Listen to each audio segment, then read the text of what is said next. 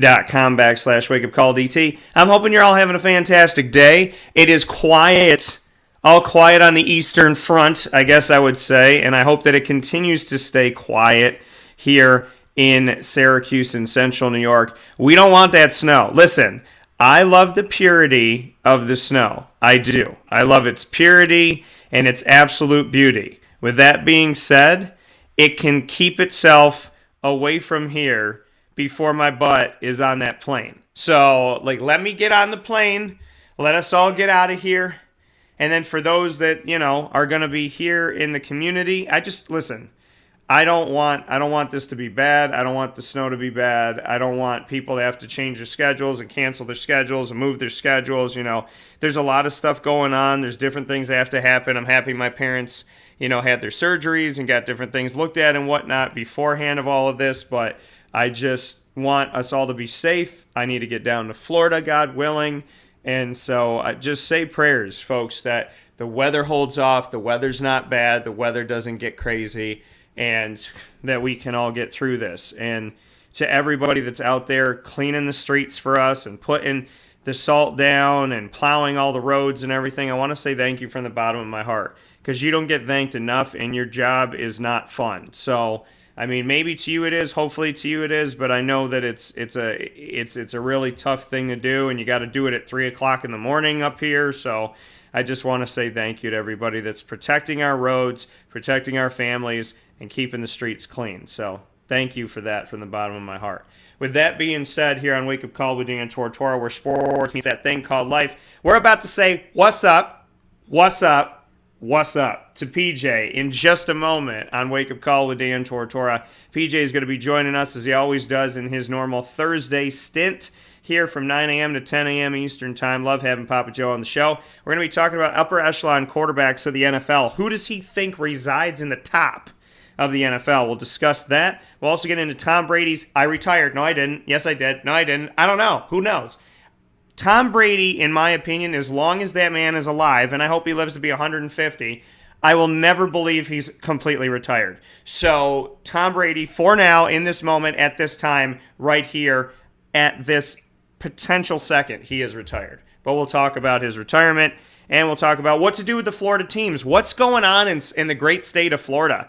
The Bucs now having to move on without Brady, which means moving on without Rob Gronkowski, I would imagine, and maybe some of those free agents you can't keep now because the change is here, the changing of the guard. So we'll see how much this Tom Brady decision kind of snowballs into something potentially. And then we'll also take a look at the Miami Dolphins and what's going on with them. Brian Flores, hell hath no fury. We discussed it a little bit earlier in the week, and we'll continue the conversation of what did Miami do? Brian Flores feels like he's been done dirty, and now he's not only going up against the Rooney Rule and saying, hey, this is bogus, he's also saying, you know what? Miami, you want to play me like this? I'm about to take all that dirty laundry and throw it out on the front and I'm about to let everyone see who you are, because we're about to fight on the front porch and the neighbors are going to be watching. That's what Brian Flores is saying right now. And for Jacksonville, wow, the Bucs have to move on without Brady and Gronk. The Dolphins are in some trouble, it looks like. But the Jacksonville Jaguars are like, hold on a second. We want attention too. You know what we're going to do? We're going to have weeks in advance to hire a coach, and we're going to do absolutely nothing about it. So we're going to talk about what Jacksonville's doing and Trent Baalke, and how Trent Baalke's name continues to emerge as somebody who is potentially killing this franchise. There's so much to talk about on Wake Up Call with Dan Tortora. The Floridian teams are not heating up. They're cooling down. And now the question is, which one of these teams is going to emerge? You would think the Bucs are going to be okay. The Dolphins look like they're going to be rebuilding again. And the Jacksonville Jaguars can't rebuild because they never built. So we'll talk about all that stuff coming up here with Papa Joe, as well as the Bengals and the Rams. And in hour number 2, my man Austin Wilson's going to be joining the show. Austin Wilson played quarterback at Syracuse, and he has such a unique story that whether or not you know Austin Wilson, you got to listen to this. And here's why. College football changes all the time. College football is about contracts not being worth anything, no matter what's written, no matter what's said. Austin Wilson in his collegiate career went through 3 different coaching staffs at Syracuse. He got recruited by one that got fired. Then he got moved over into another one. And, well, no, pardon me.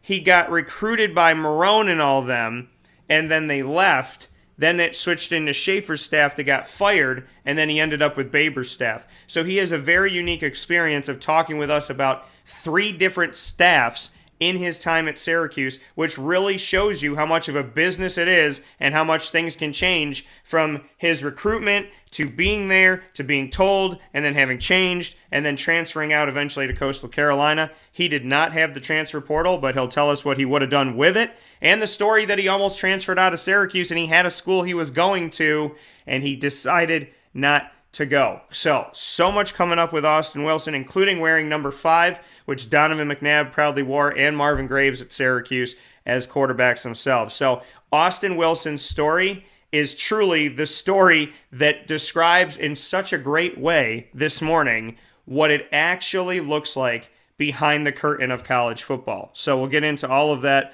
here where sports meets life on Wake Up Call with Dan Tortora. We appreciate you being here. I hope you're having a great day. I hope you're staying safe and having fun. And Papa Joe is here with us this morning to get rocking and rolling as PJ is going to bring us through the Sunshine State woes and tell us what's going on because Papa Joe is going to end up being the GM of the Dolphins and I'm going to end up taking over the Jaguars. PJ, how are we doing today? Yeah, I'd like that job. Yeah, I would. Actually, I went to a recruiter several years ago when I was in limbo.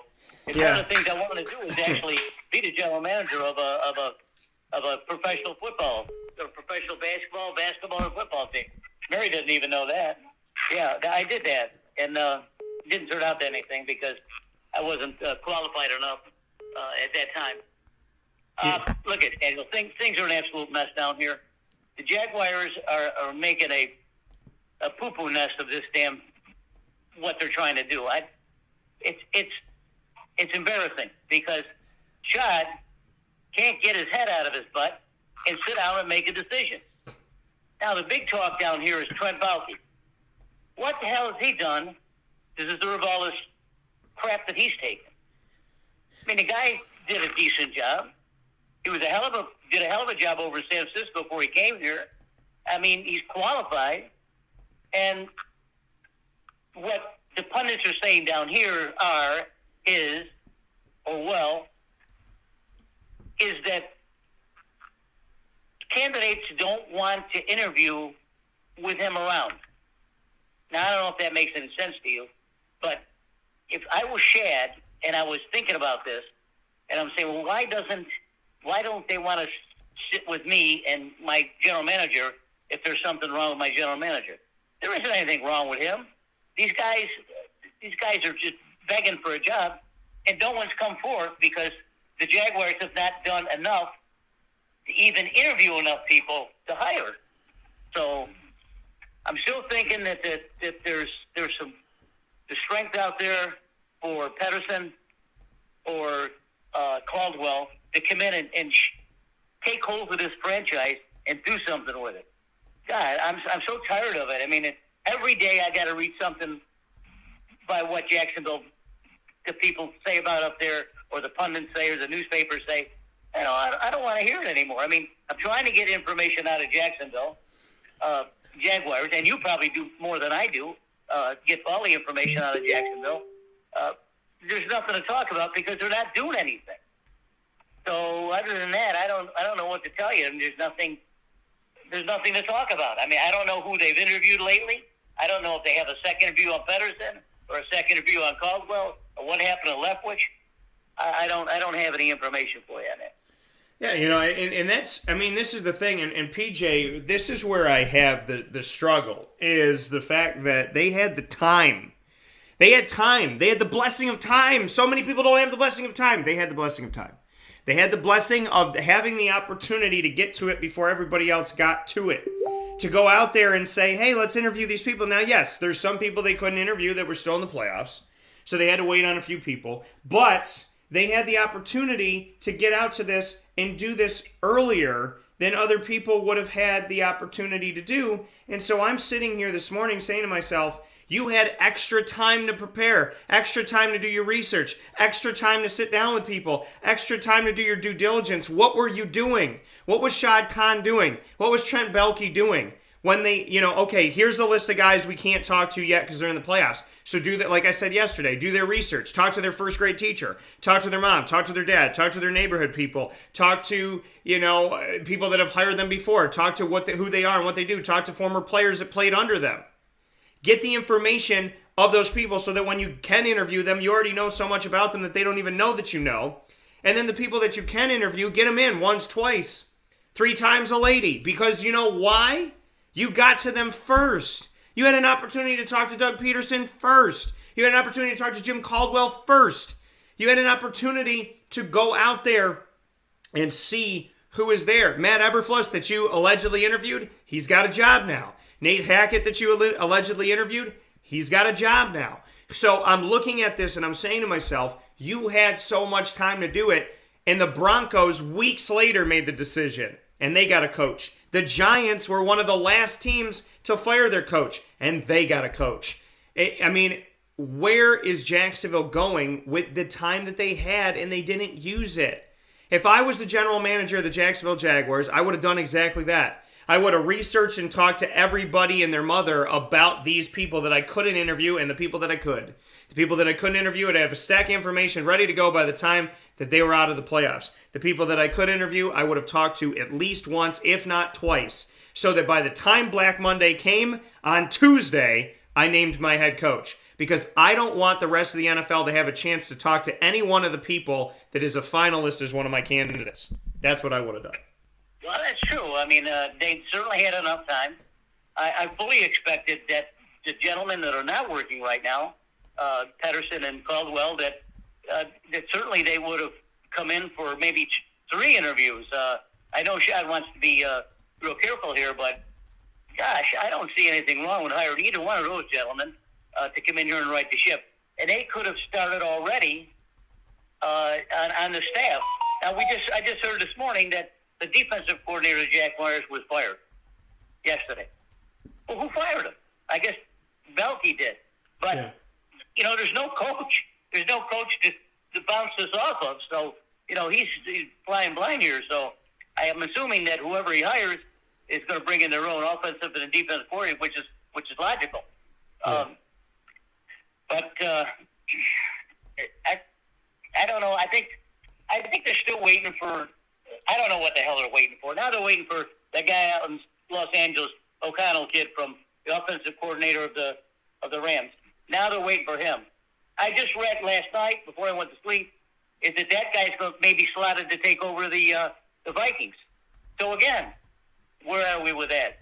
We still hanging out with Leftwich, who I don't know what his problem is. I don't know why he certainly worked hard enough. Look at Leftwich has worked hard enough to get himself a job. He's done that. He's gone through the ropes. He's been an offensive coordinator, quarterback coach. He's knowledgeable on the offensive side of the ball. The only thing I have problems with him about is he's never led a team. Instead of dealing with just offensive players, you got to deal with the whole team and all the ramifications that come with it.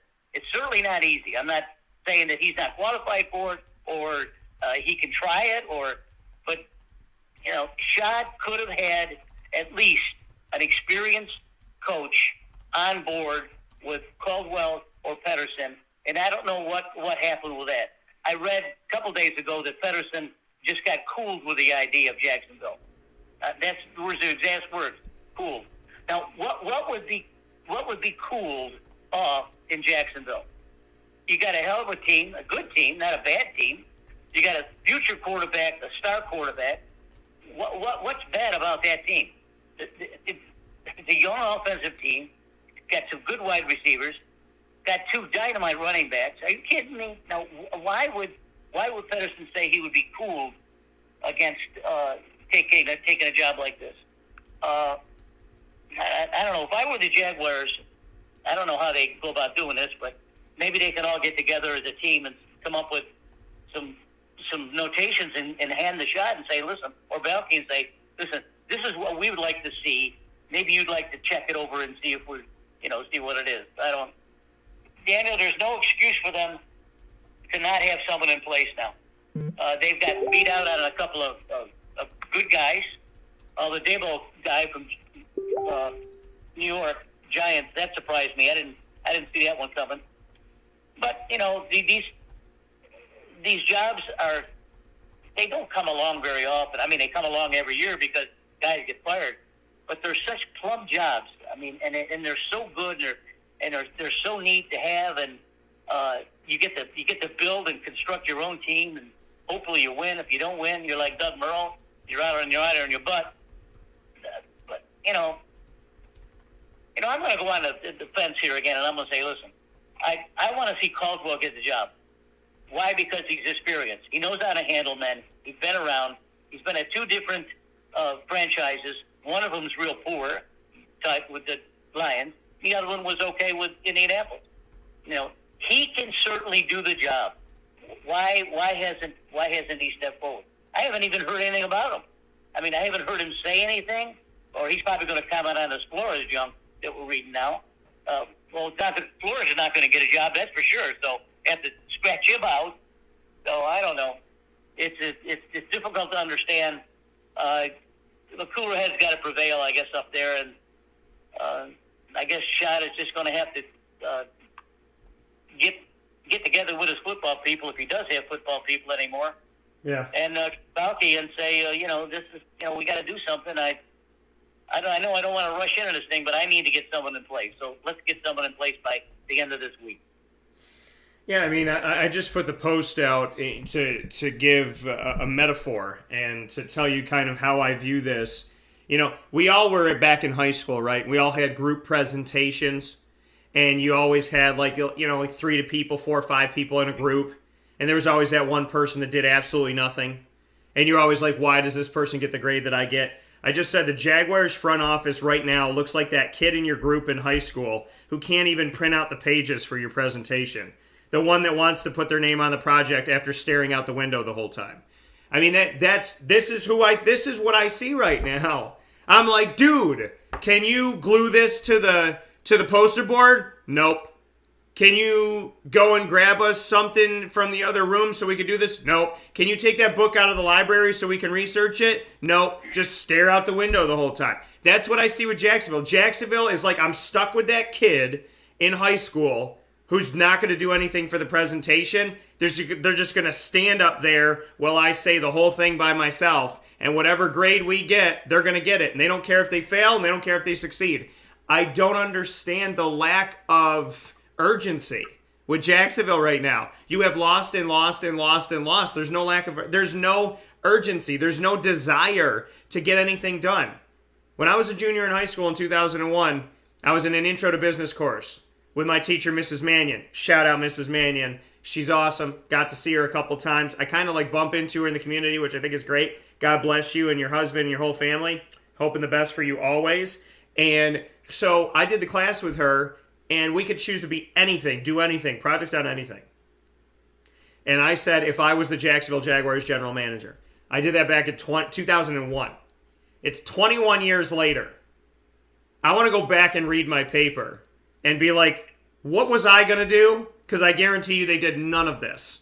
So, I mean, it's just interesting to me. And I at least wore a Jaguars tie as well. I looked the part. But I'm at a point right now where I feel better about Shad Khan going and opening an ice cream parlor more than I do of him being a Jacksonville Jaguars owner.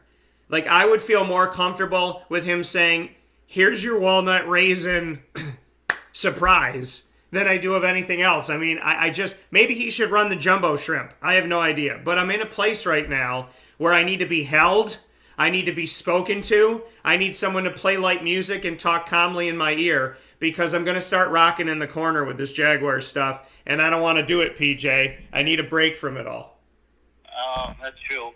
Well, let's hope something happens today or tomorrow or Monday, and get, now with this Flores thing coming on, he's going to be even more under the gun to do something correct. Speaking of the Flores thing, I do have a point that I want to make. Yeah. Now, a lot of people don't know me, or they just know me from being your uncle and Papa J and everything like that. But I have a varied background, and I'm also I have three different ways about me. I am an immigrant. My parents are an immigrant, Italian. I'm American, which makes me American. And I was educated at a black university, Bethune-Cookman University. Now, what's happening with Flores right now certainly isn't fair. I'm not even agreeing with what's happening. But what he's doing probably is long overdue, is having a lawsuit. But, when you're in a position of power, and believe me, I know what it is, you don't want to be forced to hire anyone that you don't select. You don't want to be put under the gun and say, listen, you got to do this, this, and this to hire this person. Well, these guys, these football guys, they're multi-billionaires. They don't give a damn. They're not going to say, are you kidding me? I'm not going to listen to this junk. If you want me to follow a performer and hire a person of color or interview people of color, I can do that for you. But don't tell me who I have to hire. That's not going to happen. Unfortunately for Mr. Flowers, he does have probably legitimate beefs. I don't know where it's going to go. The guy in Miami's been around a long, long, long, long time. So he's been down there forever. So unfortunately, what Brian has done is probably Brian is not going to receive a position this year, maybe not ever. But he may make some money if he gets a settlement from the NFL. But myself being American, Italian American, and educated at a black university, it is very difficult for me to see what the owners are doing. Certainly, if the Rooney Rule is put in place to expedite things, facilitate things a lot easier, why not do it? And get your interviews out of the way. Perhaps maybe you'll come up with someone. But if they're going to conduct sham interviews, which is the term that I've got, that's not going to get anywhere either. I mean, follow the Rooney Rule at least.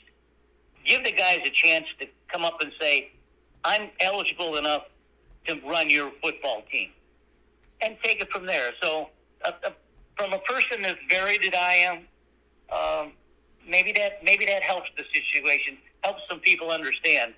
But when you're dealing with multi-billionaire owners, don't ever tell them that they have to do something. That ain't going to work. Well, no, and I get your point. I get your point here because the Rooney Rule was put in place essentially an affirmative action rule. And, and for those that are unfamiliar with that, obviously when you go to a school, there is affirmative action in place to make sure that there wasn't discrimination for people of color. And, and you say, you have a varied background. Well, I grew up in a family where I thought I was 100% Italian. I was raised as if I was. And at 14 years old, my grandmother, my dad's mom, said to me that, you have Spanish blood. And I had no idea that I did. Well, it turns out that I have family in Spain. And so, in my life, we have an Italian background, we have a Hispanic background, we could have some family in Italy that had crossed over into the Sudan at one point and intermingled there.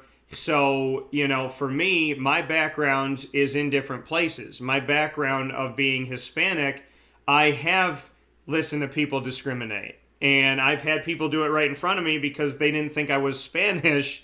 So they said things that they didn't realize who they were talking to. I've also faced discrimination of watching somebody be ridiculed for being Italian and being called very derogatory names, the equivalent of being called the N-word if you're Italian. And I've also been around people who have used the equivalent of the N-word for being Spanish. And it's not something that I am in any stretch of the imagination okay with, and I'll never be okay with. And at the same time, I have some of my best friends, my closest friends are Jewish, and I'm Catholic. And I've listened to people discriminate against that. And I have close friends that have a different sexual orientation than I do, and I've listened to discrimination of that. So in my world, the prejudice and the sexism and the racism, there is no place for it in my world. There is no place for it in my life. There is nothing that I think is more vile in society than to hate a person just because they look different or they act different. I've had people hate me because I work hard. I mean, there's very stupid reasons why people don't like people. I look at people based on the content of their character. And Martin Luther King Jr. spoke of that as well, and I agree with that wholeheartedly. If you're not a nice person, I'm probably not going to spend time with you. But beyond that, we're cool. If you're a good person doing good things, we're okay. Now, with that point being said, Brian Flores is in a place right now where I agree with you. What he's essentially doing is he's bringing out something that has been wrong. It is wrong. It will always be wrong. But by doing it, he probably is putting himself in a position to be blackballed by the NFL. We know what happened to Colin Kaepernick. He said 1,000,000 times the knee has nothing to do with the national anthem. And granted, he could have done it at a different time, and he could have kept that away from the national anthem, and then people could have focused on it. But in the world we live in today, somebody would have misheard or misrepresented him, and it still would have gone off, even if he did it after the game or did it at halftime or whenever. So, the reality of it all is Brian Flores is putting himself in a position where he is utilizing the fact that this world has changed potentially in his favor, in the fact that people actually care what an African-American coach has to say about discrimination more than they did 5 years ago, 3 years ago, 10 years ago. With that being said, he may be carving himself out of a job in the NFL because the NFL doesn't like to be told that they're wrong. So this is a place where, like you said, he may be getting some money, but at what cost? And listen, doing the right thing, you should always do. There's no cost on the other side that should be greater than doing the right thing.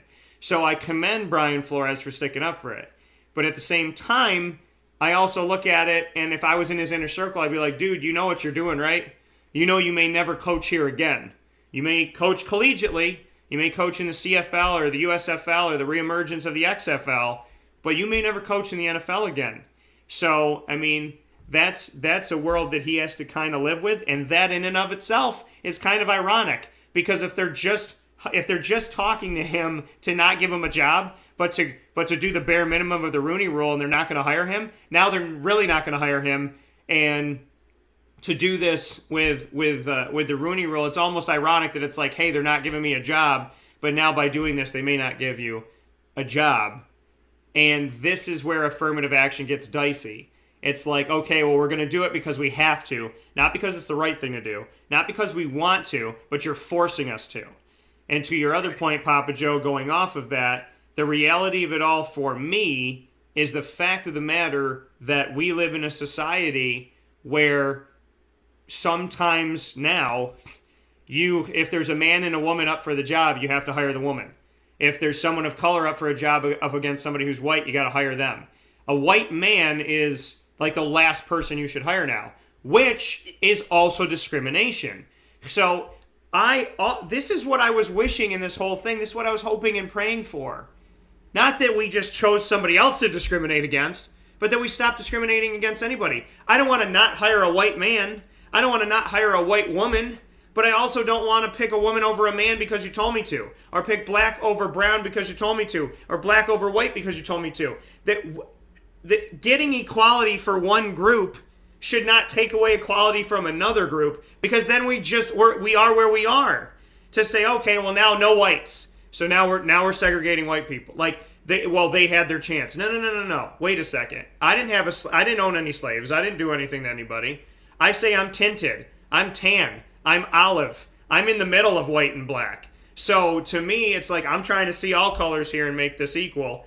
I don't want to discriminate one race for the other and make this thing worse for somebody else now. I'm never going to be for slavery, and I'm never going to be for racism, and I'm never going to be for women not getting paid equally, because it's ridiculous. I think when you and Mary worked as teachers, you should have made the same amount of money to do the same job, and there should have been no question. So where I am in today's world is I don't want to start saying, okay, I have to, because listen, I have hired people of color, not because they're of color, because I like them. I have hired women, not because they're women, because I like them. I have hired white men, black women, and white women. And guess what? It has nothing to do with their sex, their sexual orientation, or their pigmentation. I hired them because of the crazy world of the media. There's very few people you can trust. And for JT, and for Isaac, and for Amani, and for my guy Zach, that very tiny list of people are people that I could literally trust with what I do. It had nothing to do. JT could have been orange. Isaac could have been a donkey. It doesn't matter. And so I just want to go off of what you said and say, yes, the Rooney Rule needs to be in place because there was discrimination going on. But you should never feel forced to hire somebody because of their color, their sexual orientation, their religion, their nationality, how much money they have or don't have. We cannot take out racism and prejudice for one group and give it to somebody else. Because all we're doing in that case is making somebody else's life hell when we should be making everybody's life a little bit of heaven. So I'm all for doing the right thing, but not for doing the right thing by taking away and doing the wrong thing to somebody else. I don't want to see this world become, okay, let's screw these people over to help these people now, because you're always going to have somebody upset. We need to treat everybody the same, bring everybody in, and Jim Caldwell and Doug Peterson and Nate Hackett and Matt Eberfluss, it should have nothing to do with their color, their sexual orientation, their pigmentation. It should just have to do with whether or not we believe they can do the job. So yes, we need to bring in people, and we need to make sure we're not excluding or prejudicing or being racist. At the same time, the Jaguars, the Vikings, the Bears, the Giants, and the Raiders and so on and so forth should not be forced to hire someone because of something that right now is trending on Twitter. That cannot happen.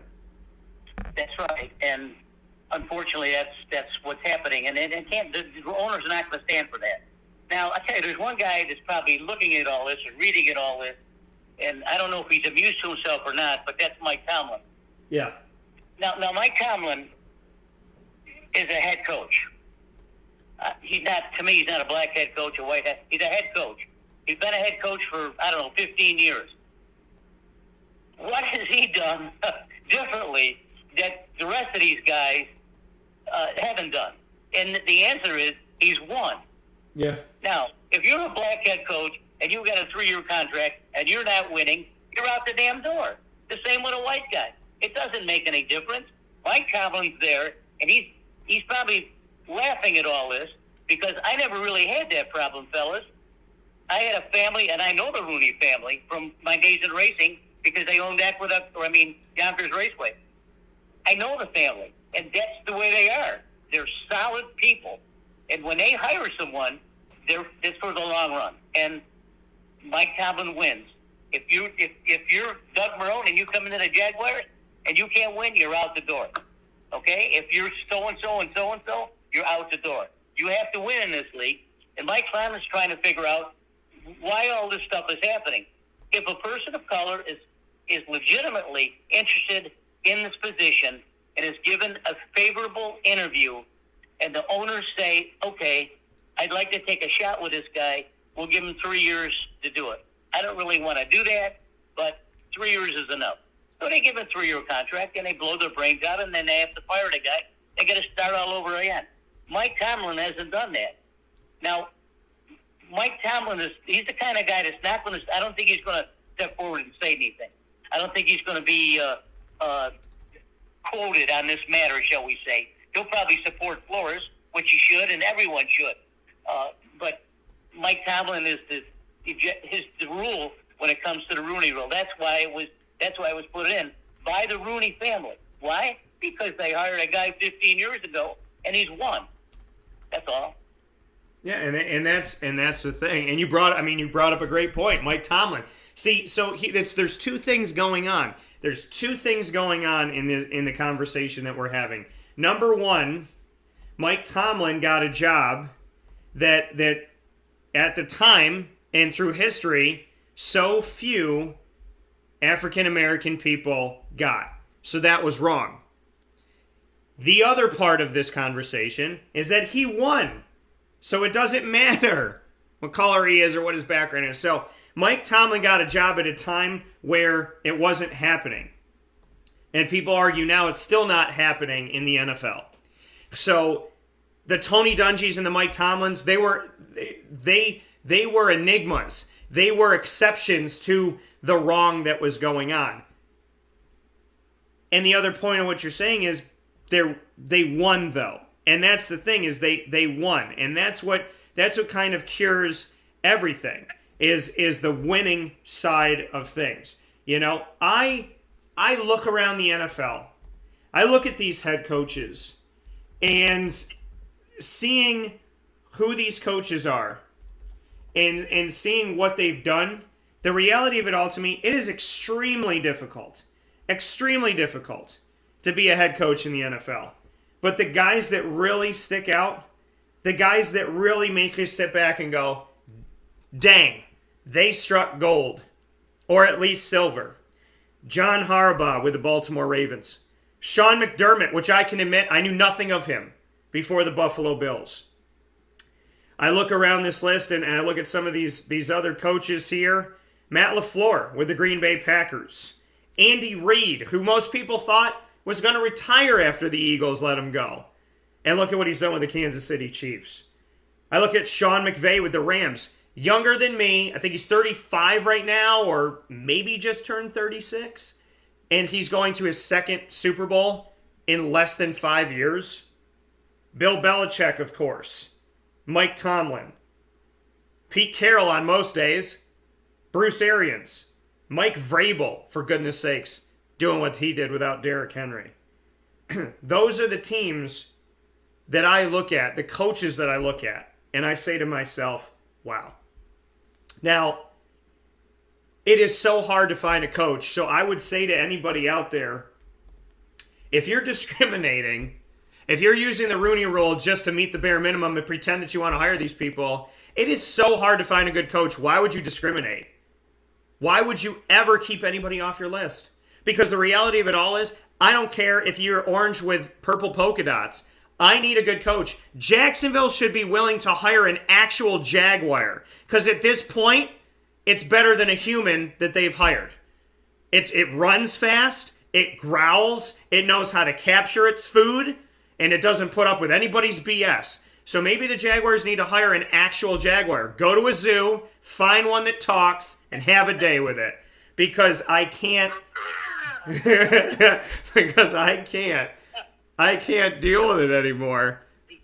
There's a guy just said something yesterday. That's Brett Taylor. He says, listen, all I want to see is Jacksonville get themselves organized. They are not organized. He didn't chastise them all, but he commented. And that's, Fred Taylor, you don't hear too much from Fred Taylor anywhere. I mean, and of course, Fred Taylor's can't be a coach because I don't think he has the qualifications, but he said that he wants to see the organization in Jacksonville. That's all he said, and he's right. He said it's been, we talk about this every week. We talk about Khan and how a good guy he is and everything. He's a very successful man, and he's all over the world. Well, in some arenas, he's not going to be successful, and this is one of them. And if he's not prepared to make the hard choices, then he needs to sell the team. I mean, what the hell is the team worth? $4 billion? Excuse me. That's great. So he bought it from the shoe guy for $500 or $600 million. So take the money and run if you want to, Shad. But if you can't, you got to make the hard choices. And we want to make you see another decision. We want to see you make a decision that is right for the Jaguars, right for the players, right for the front office. If Trent Baalke is in your corner, then you keep him and find yourself a quarterback. If it's Byron Leftwich, fine. If it's Doug Peterson, great. Jim Caldwell, love to see that. Whatever. Get off your butts and do something. Yeah, and I look at it, and we look at this, and Greg said Zach Taylor, and yes, of Cincinnati. Didn't mean to leave him off the list. Of the 32 NFL franchises, a third of them, arguably, have the right coach. For them. Like, the coach has been successful. A third. 11 of 32. And that means that 21 other teams struck out. It's so hard to find a good coach. So, you got to do your due diligence, and you got to figure it out.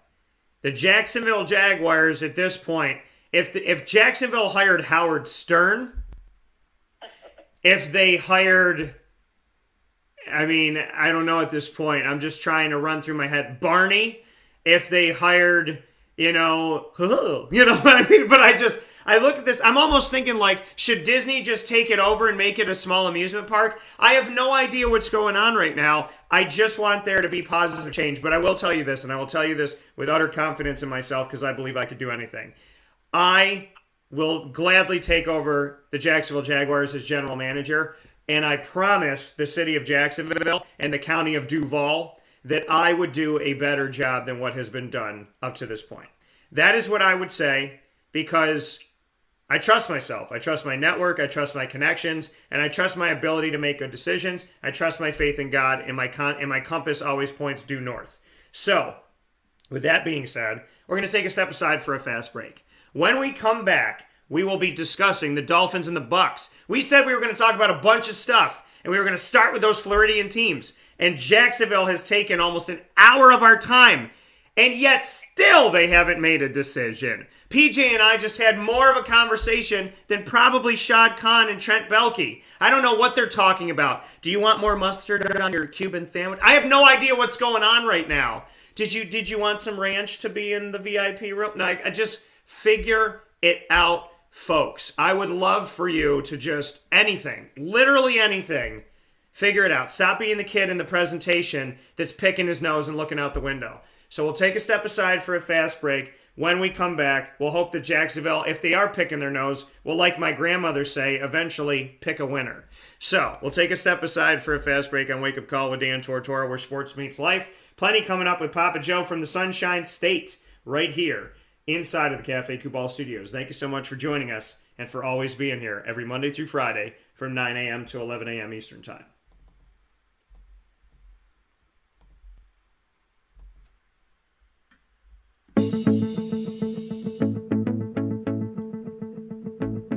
Avicoli's, located on the corner of Route 57 and Wetzel Road in Liverpool, New York, has been your trusted neighbor for decades. Located just steps from Liverpool High School, we're happy to have the Liverpool Warriors on-site, on-location broadcast at Avicoli's through Wake Up Call with Dan Tortora every single month, featuring student athletes, coaches, and administration throughout the year from Liverpool High School. Head out to Avicoli's today on the corner of Route 57 and Wetzel Road in Liverpool, New York, open Tuesday through Sunday for lunch, dinner, and drinks. We'd love to see you out there. And of course, you can call them at 315-622-5100 for takeout, delivery, and catering. That's 315-622-5100. And also find them on myavicolis.com. That's myavicollis.com.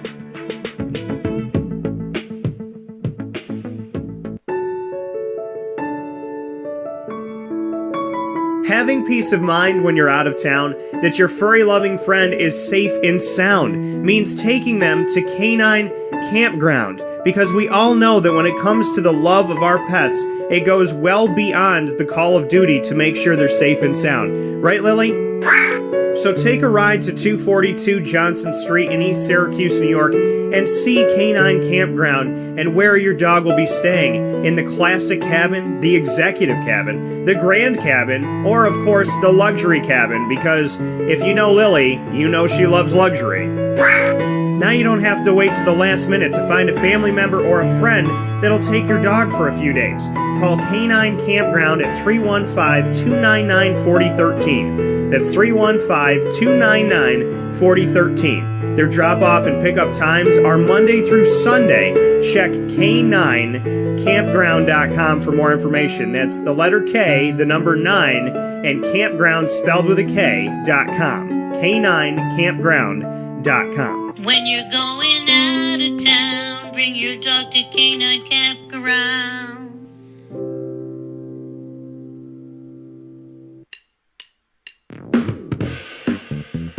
PB&J's Lunchbox, the food truck that you love finding all throughout Central and Upstate New York, now has a street-side cafe. So when you're craving their traditional favorites as well as their out-of-box amazing menu items, you can now head to 663 Old Liverpool Road in Liverpool, New York, located just minutes from the highway, the Thruway, Destiny USA, and Onondaga Lake Parkway. PB&J's Lunchbox Street-Side Cafe is there for you Monday through Saturday from 9 a.m. to 7 p.m., serving breakfast, lunch, and dinner all throughout the day. Get breakfast for dinner, dinner for lunch, whatever you fancy, including their award-winning grilled peanut butter and jelly sandwich. Find them at 663 Old Liverpool Road in Liverpool, New York. PB&J's Lunchbox, where we love to know what's in your lunchbox.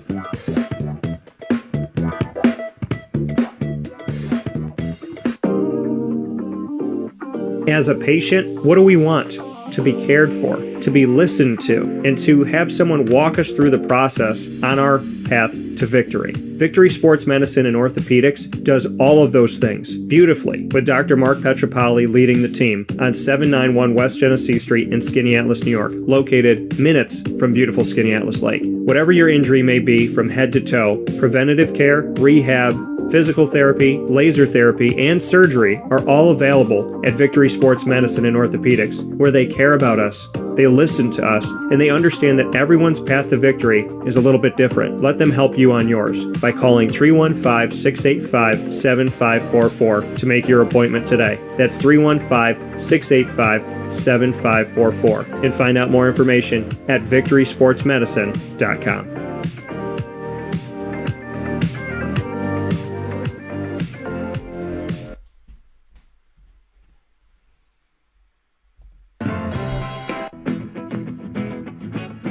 Hi, this is Amy from Mother's Cupboard, home of the whole frittata. We are open.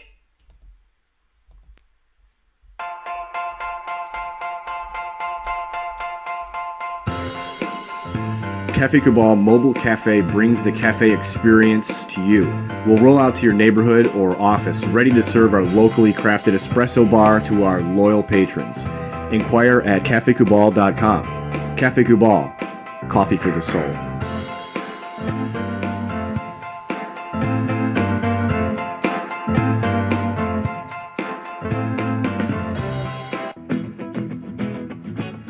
Hi, this is Amy from Mother's Cupboard, home of the whole frittata. We are open daily 6 a.m. to 1:30 p.m. For takeout orders, call 315-432-0942 and tune in to Wake Up Call with Dan Tortora for our monthly food challenge and try our Wake Up Call signature menu item available 7 days a week.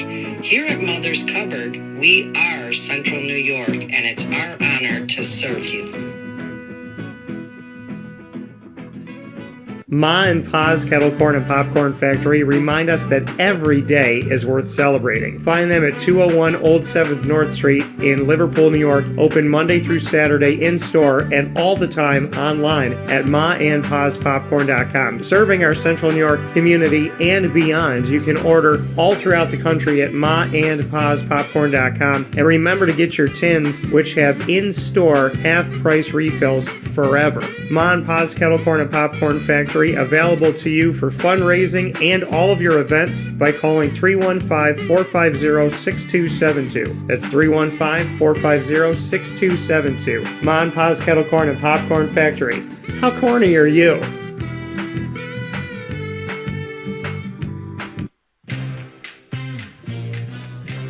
Here at Progressive Dental, we understand the importance of regular dental visits and preventive care. Cleanings and checkups are essential to good oral health. We have multiple locations in the Southern Tier, so come visit us in Binghamton, Enwell, Kirkwood, Montrose, and Norwich. For self-pay non-insured patients, we offer the Smile Plan, which covers all of your cleanings, x-rays, and exams for an affordable yearly price. Call 607-754-2273 or 607-754-CARE to make an appointment today. For more information, visit our website at progressivedentalny.com.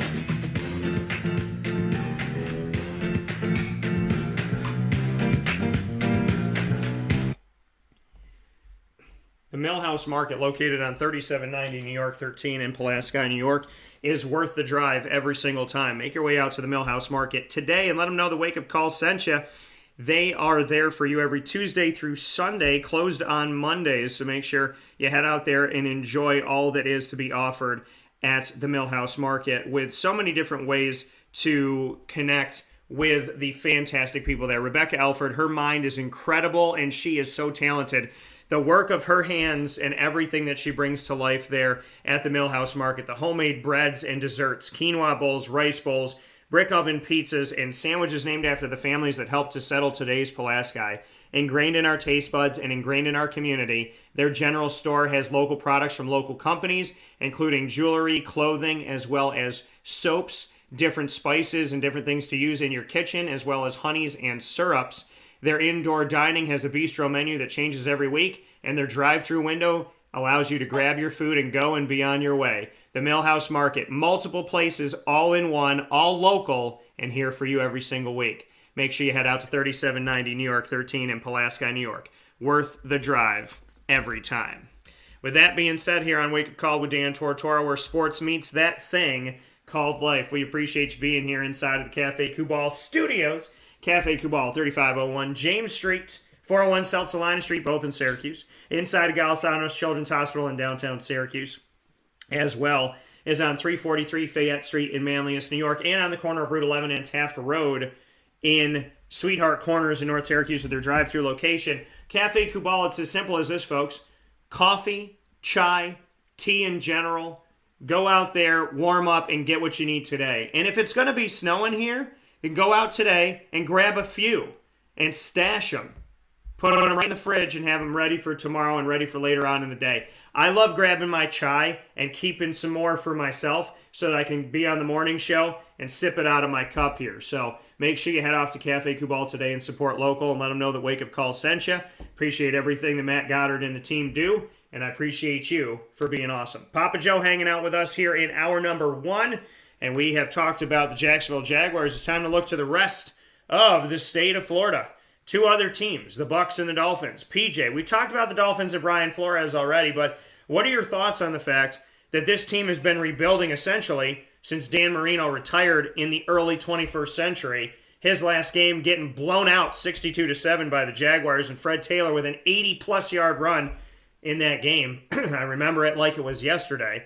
So, what are your thoughts on Miami, who's been rebuilding, found a coach that went 8-1 in his last 9 games, fired that coach, and is now trying to figure things out. And on top of everything that Brian Flores is going after, he's decided to allegedly out the Dolphins on telling him to tank so that they could get a better draft position, getting in trouble when he was winning games, and for tampering when they tried to set him up to talk to a quarterback when he wasn't supposed to talk to them. What are your thoughts on the Miami Dolphins, whose situation seemingly has only gotten worse? Well, I don't know if the owner's done all those things that Flores had described. I don't see how a person of meanness like that is going to make a bad decision like that. I'm not saying he did. I'm not saying. I just don't think it happened. I think maybe that's a little bit of exaggeration. But the Dolphins have been saddled with. Look, they had a heck of a quarterback, Ryan Tannehill. Stayed there for years. He was a good quarterback. He should have kept on. All he needs is players down there. Look, Tua is not the answer down there, and if I'm not mistaken, Miami could have selected Joe Burrow before Tua, and you see where that goes. So I don't know what Mr. Ross is up to down there, but I hope it's not what Brian Flores described, because that really is a black guy for all of football, not necessarily Miami. And they need a coach, the offensive-minded coach that with a quarterback, and they need to build their team. I don't have anything to say about them, because they just don't do anything either. It's like the Jaguars. I mean, I hate to see the Jaguars in Miami flounder like this, but if you're in ownership, you gotta put the right people in the right positions so they can excel. I mean, you gotta do that. And well, apparently, Mr. Flores was not the answer. Let's forget about that.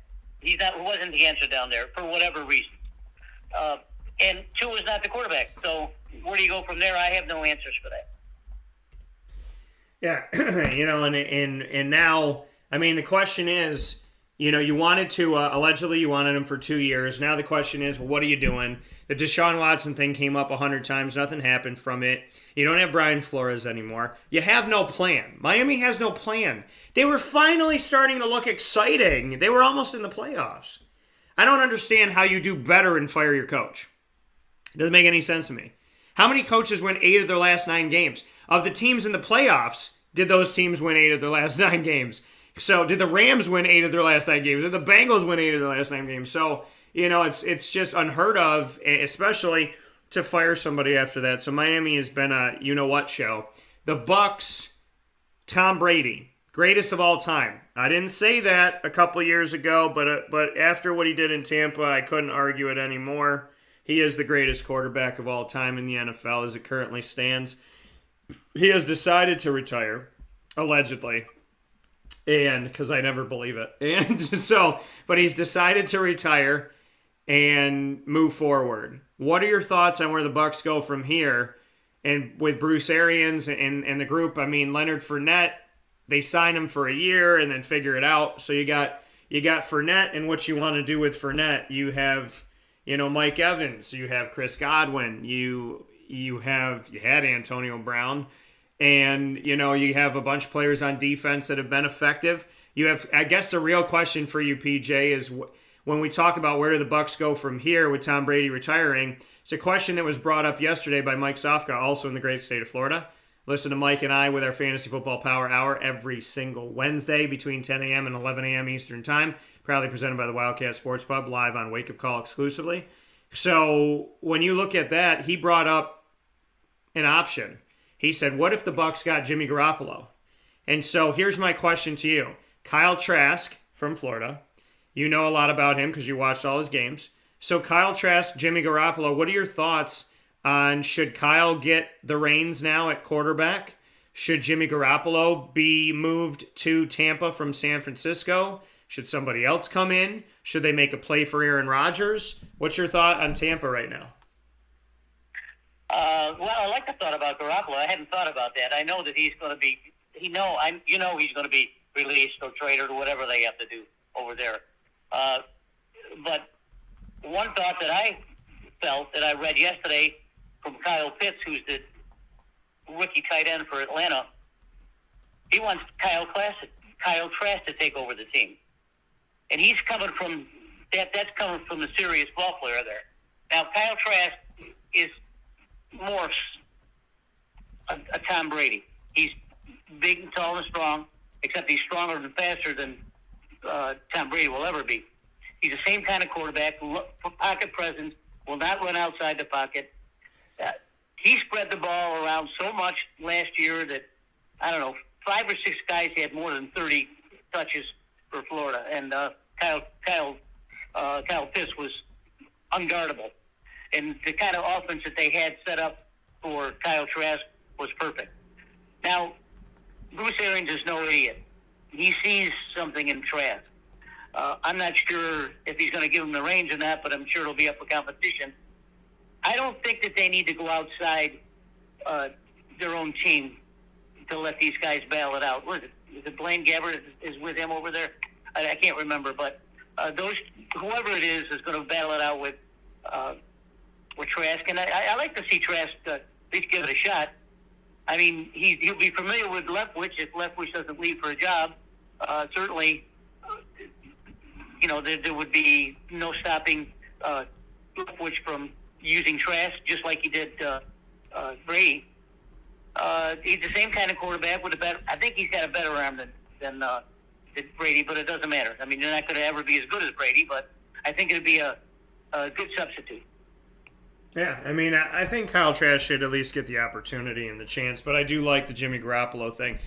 Aaron Rodgers, does he stay? Does he leave Green Bay? His offensive coordinator, Nate Hackett, is the head coach of the Denver Broncos now. And beyond that, we're looking at the fact, I think their special teams coordinator just got let go.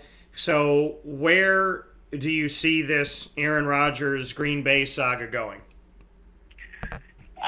It's been a soap opera up there, too, for years when Mike McCarthy was the coach and general manager.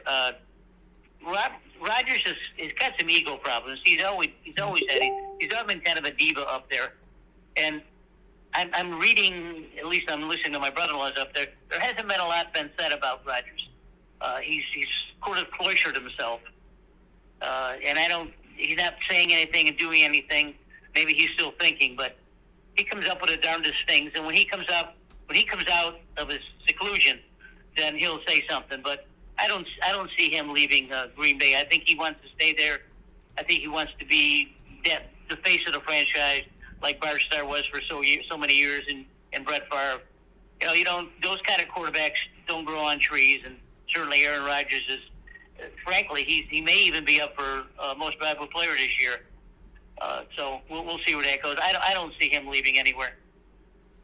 Yeah, so, we'll see what they do and how they handle it. We know that their nasty potential divorce was playing out publicly when Aaron Rodgers not only said that he didn't agree with their decisions, but he gave specific names in a laundry list of players that they let go that they shouldn't have. And immediately after that, within like a week or so, Randall Cobb was brought back. So just something interesting to see when we look there. PJ, speaking of quarterbacks, the upper echelon. Of the 32 NFL franchises, who do you consider to have an upper echelon quarterback? That means the top tier. That means tier 1. Who resides on tier 1? What are the names of the guys, in your opinion, in the current NFL? And you can include Tom Brady because obviously he played this season.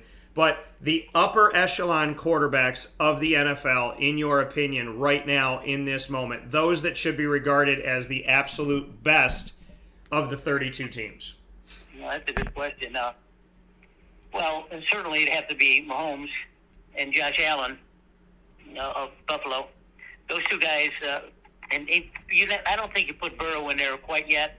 But if he wins the Super Bowl, Matt Stafford's been a good quarterback for years. He was floundering in Detroit, and now he's got a chance to show his wares, and he's doing a hell of a job. It's going to be a good Super Bowl. That's a very good question. But Lamar Jackson, there's a youth movement that's coming in that's taking over the league, and the guys like Rodgers are going to be thought of as a super player in his time. But he's going to be not say retiring, but he's going to fall off the front of the first page here. Mahomes made some mistakes this last weekend that I didn't think I could see him do. He's so clever with the ball. I think sometimes he tries to do a little bit too much, realizing that he has a team around him. I think Mahomes and Lamar Jackson and Josh Allen should be in that conversation.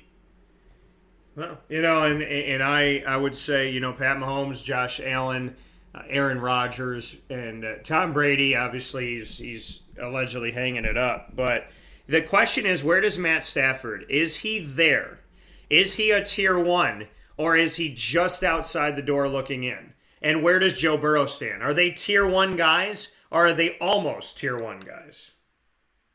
Well, Matt Stafford, we've talked about him before. We've talked about how he was in isolation up there in Detroit. Couldn't get anything done. Didn't have the players to do anything.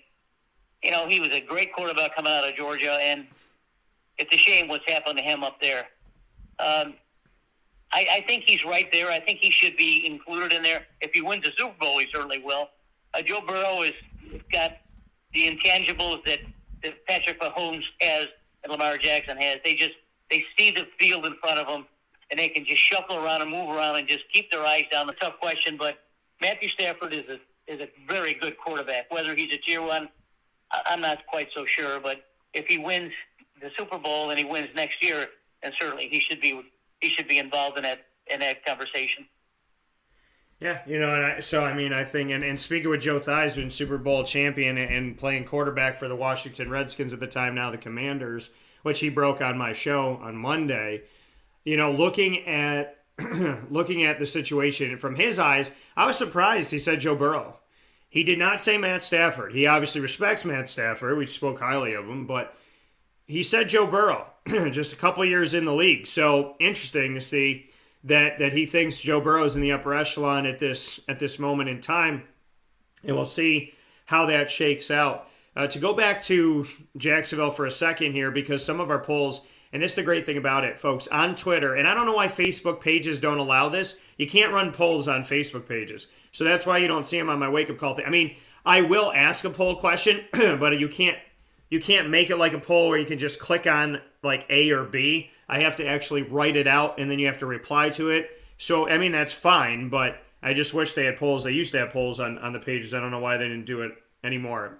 Facebook confuses me sometimes. But on Twitter at CallDT, that's CALLDT. You can go there, follow me. I run polls all the time, typically do them weekly, so you can go and do it. And the great timing of it all is that I usually do the polls for 7 days. So the poll reminds me that it wraps up. So while Papa Joe and I, because we do a ton of them, while PJ and I are on the air, it'll say, hey, this is your results from your poll from last week, and it'll pop up. So I just put up a new poll here, 2 new polls, and people are voting immediately. These polls have been immediately responded to. I said, do you want to change a general manager for the Jaguars? 100% of you have said yes. And the polls have been very rapid here. Also, another poll I put up that's been rapid. If you were the owner of the Jaguars, would you want to see former quarterback and current Bucs offensive coordinator Byron Leftwich become the new head coach of the team? 80% of you yes, 20% of you no. And I had the poll up here, and I had Byron Leftwich. I want to keep the conversation going and continue to look at the numbers week by week. I had a ton of you vote, and I asked the Byron Leftwich question 7 days ago, and I just re-put it up to continue to see if our numbers stay the same or they fluctuate and whatnot. I said, if you were owner Shad Khan, would you hire Byron Leftwich to be the new head coach? Of the poll that we ran last week that ran for 7 days, ton of people voted. Thank you for that. 95.8% of you said yes. 4.2% of you said no. So the overwhelming majority of you said Byron Leftwich would be your hire. I also said if you had to choose between these 3 names, Doug Peterson, Sean Payton, and Jim Caldwell, who would you hire as the Jaguars head coach? 28% of you said Sean Payton, the former New Orleans coach that stepped down. 32% of you said former Lions and Colts head coach Jim Caldwell. And 40% of you said Doug Peterson. So this was a lot closer of a poll. Doug Peterson, who won a Super Bowl as the head coach of the Eagles, most of you said him. 40% said him. And then the rest of that, 60%, was split between Sean Payton and Jim Caldwell. So thank you for voting in the polls. Thank you for many of you that got involved in this. So these polls ran really well on Twitter. Once again, at CallDT, that's CALLDT. Current polls up right now. Continuing the Byron Leftwich one, 95.8% of you in the last 7 days said yes. 4.2% said no. I want to see and give more of you an opportunity to vote. So we just re-upped that. It's 80-20 right now for Byron Leftwich. And 100% of you want a new general manager in Jacksonville. And just to update it and bring it full circle, PJ, this is the list of who had been interviewed by the Jaguars allegedly. Here is your list. Rick Bisaccia, who is the interim head coach of the Raiders, was interviewed on January 31st. Todd Bowles, defensive coordinator for the Bucs, he was interviewed on January 3rd. Jim Caldwell, former head coach of the Lions and the Colts, was interviewed on January 4th. Matt Eberflus, defensive coordinator of the Colts, was interviewed twice, and the second interview was January 20th. He was hired by the Bears. Nate Hackett was interviewed twice, and that was January 27th. The offensive coordinator of the Packers and former offensive coordinator of the Jaguars. He was hired by the Broncos, first hire of all of the open positions in the entire NFL. Byron Leftwich, of the offensive coordinator of the Bucs, second interview was January 25th, and that's a question mark. Kellen Moore, the offensive coordinator of the Cowboys, was interviewed on January 7th. Bill O'Brien was interviewed on January 13th, offensive coordinator of the Alabama Crimson Tide and the former head coach of the Texans. Kevin O'Connell, offensive coordinator of the Rams, allegedly they want to interview him. He has not been interviewed because the team is still playing. Doug Peterson was interviewed on January 6th, head coach of the Eagles, as I mentioned. And Dan Quinn, defense coordinator of the Cowboys, turned down the interview and did not even entertain Jacksonville and is staying with the Cowboys. So we know Bisaccia has had one, Bowles has had one, Caldwell's had one, Eberflus had two, they didn't get him. Hackett had two, they didn't get him. Byron Leftwich had two, they still don't have him. Kellen Moore, Bill O'Brien. And when I'm looking at this list right, and Doug Peterson, when I'm looking at this list right now, it is February 3rd at the time that we're talking, and all of these coaches were interviewed in January. Here's my question. What the hell are they doing? February 1st, 2nd, and 3rd. Why are they not continuing to interview these guys? What are they waiting for? And why? I mean, Doug Peterson, Kellen Moore, Jim Caldwell, Todd Bowles, all these interviews were at the beginning of January. So they have had almost a month since they talked to these other guys for interviews. So I'm very confused by the time stretch in between. This is a long list, but I'm looking at this list saying, okay, if all these numbers check out, that means that they haven't sat down with anybody to interview a second time in over a month, potentially. So I don't get it. I really don't. All right. I don't understand. So last thing that we have here, PJ, we will talk about it more at length as we get closer to it. But Bengals at the Rams, your thoughts on the most, I think I would say arguably the least predicted Super Bowl potentially of all time. What are your thoughts? Well, it is, but we saw a couple of great games this weekend. I mean, the Bengals and the Chiefs, wow, back and forth. You saw two of the really, really finest young quarterbacks play the game at a high level. And, of course, the Rams and the 49ers the same way. I see nothing wrong with Jimmy G as a quarterback. I don't know what the big deal is. I know he's outlived his usefulness, perhaps maybe, and his contract won't be renewed at San Francisco. So, he's going to find another home somewhere. The Rams and the Bengals in the Super Bowl is not something that I certainly predicted months ago either, but it's going to be a good game. I do believe that the Rams have a little bit more in the tank than the Bengals do. The Bengals have a good running attack, so Joe Burrow's going to make his plays. Matthew Stafford's going to make his plays. The defense, whoever shows up is going to win it, Daniel. Yeah, I mean, this is going to be a big-time game, and Joe Burrow, it would show that he's one of the former number one picks that has translated to the NFL and quickly. Matt Stafford does it. Well, that's a feel-good for everybody after everything he went through in Detroit.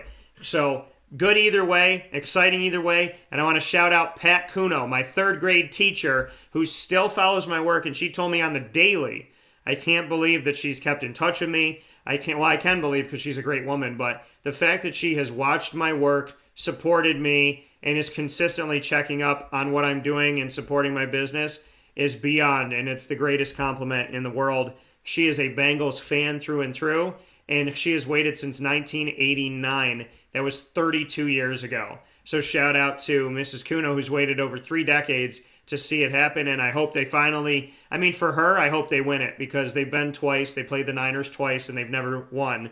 81 and 89, they lost both of those games, and so it'll be exciting to see. And we'll see what Sean McVay does, if he's learned anything about that debacle of the last time the Rams were in the Super Bowl. So it'll be exciting to see. And as always, we'll be talking about it. PJ, God willing, by the grace of God, all will be well. I'm praying for you and everything you got going on. And I hope that our plane gets there safely, soundly, and we get to relax in a great state of Florida. I look forward to seeing you in the Sunshine State soon. The second home, a wake-up call with Dan Tortora. Can't wait to see you, MT, Meatball number 1 in the crew, and I hope you stay safe in the meantime. We can't wait for it to get here. See you later. Take care.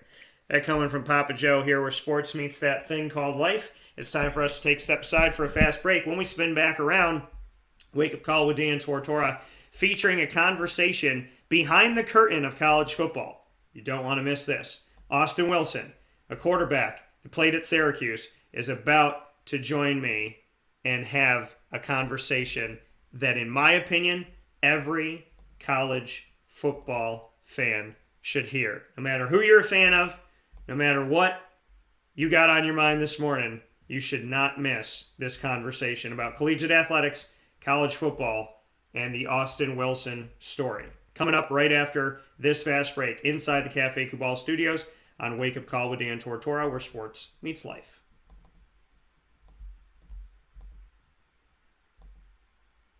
Carvel DeWitt, it's what happy tastes like. Do you know why? Because we make ice cream. Creamy, rich, flavorful ice cream. Not yogurt or iced milk like some of our competitors. Ice cream.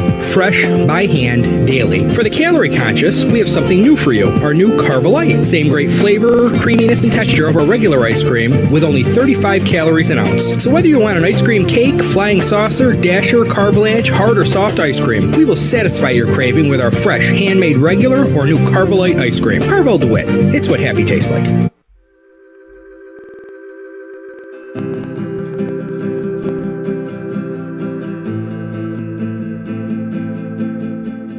Cafe Cabal offers same-day local delivery of our products, offering no delivery charge for Onondaga County. Shop cafecabal.com for fresh roasted coffee beans, cold brew, travel mugs, and all your essential Cafe Cabal needs. Cafe Cabal, coffee for the soul.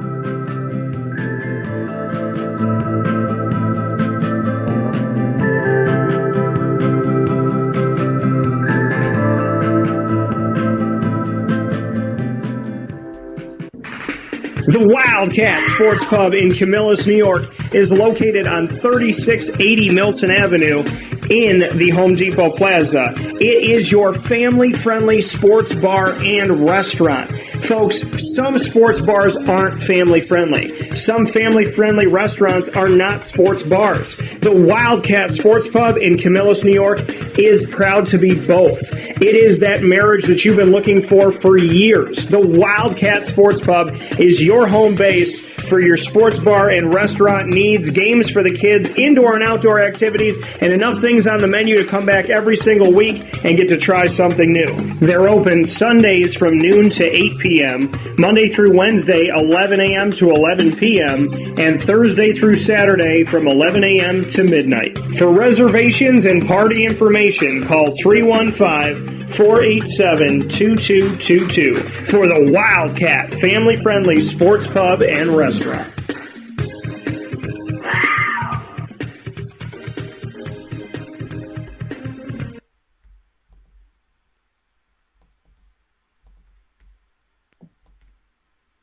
Welcome back here to Wake Up Call with Dan Tortora on wakeupcalldt.com, your one-stop sports shop, mixlr.com/wakeupcalldt, where you're watching and listening on facebook.com/wakeupcalldt, as well as on facebook.com/livenowdt, and on YouTube Live on youtube.com/wakeupcalldt, all inside of the Cafe Cabal studios. And I am here with my guy. We talked back in the day during his recruitment, through the recruiting process, where he was going to go, ultimately choosing Syracuse, and all the way through. And that is Mr. Austin Wilson, quarterback of the college football history world. And I am so happy to have him back here. It's been way too long.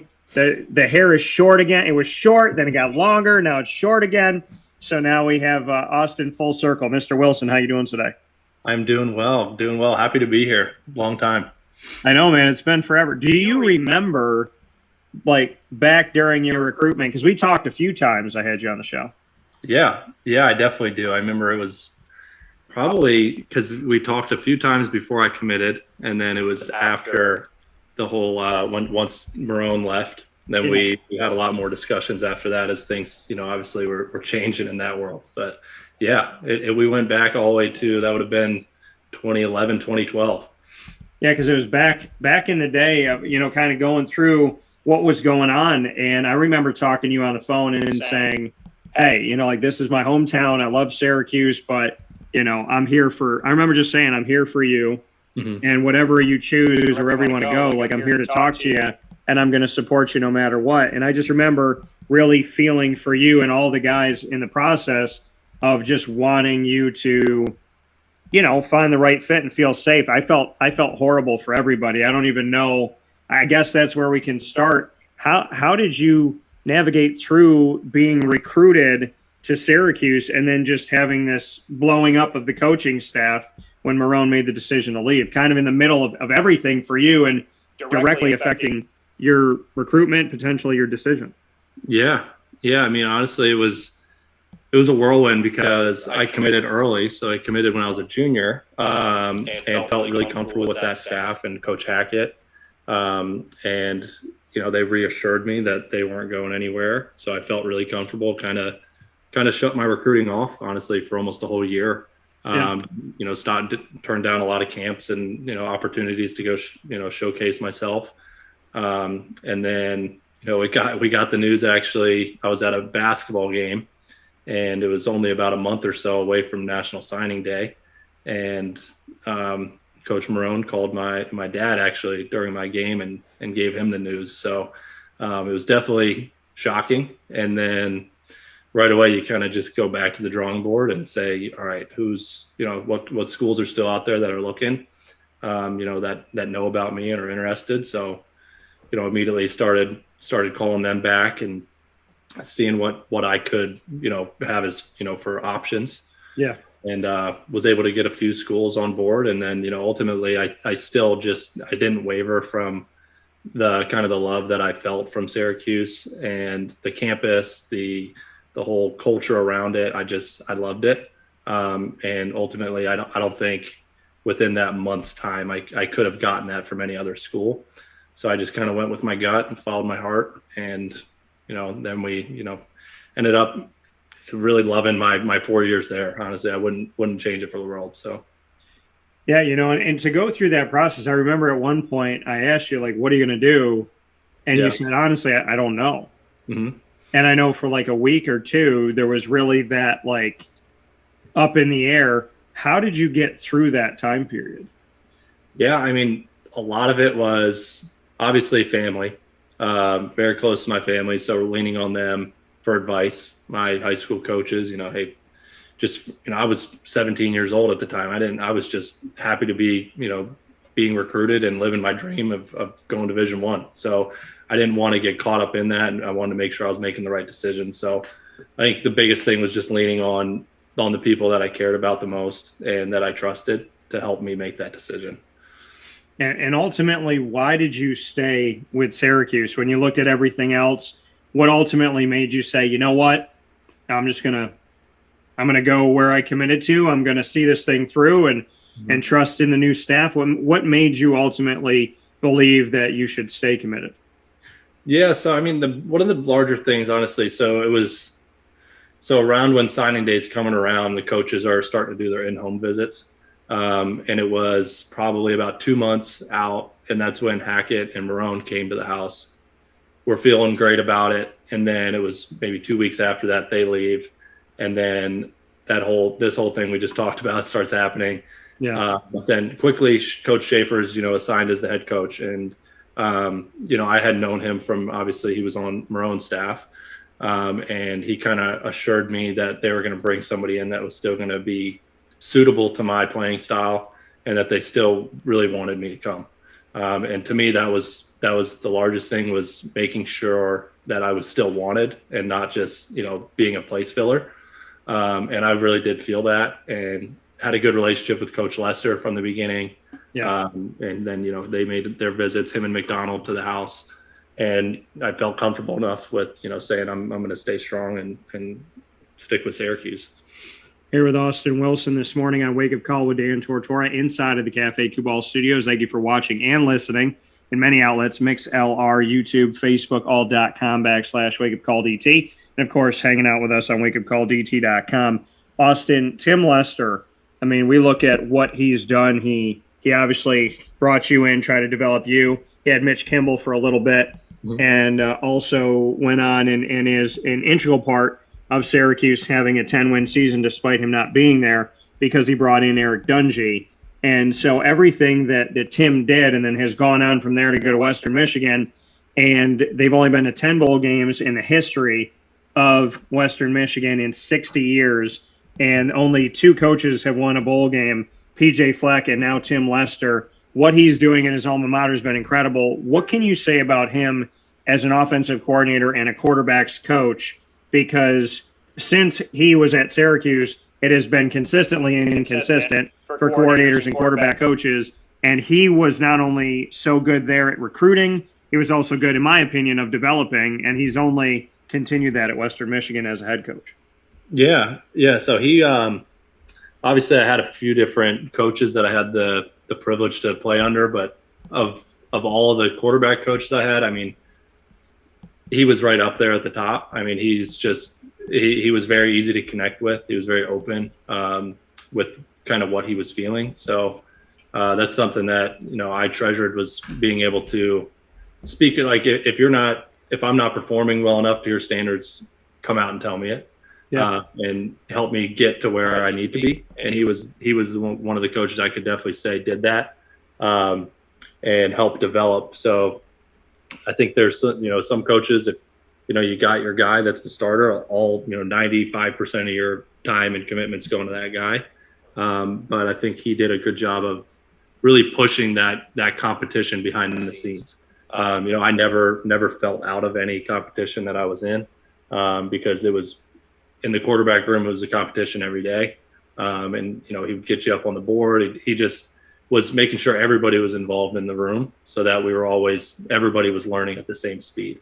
And as a young quarterback coming in as a freshman, that's the biggest thing by far, is making sure that you're mentally there, and making sure that you're grasping all the things they're throwing at you. Because, it is night and day different from anything you're going to see in high school. So coming in and getting that from a coach is very important.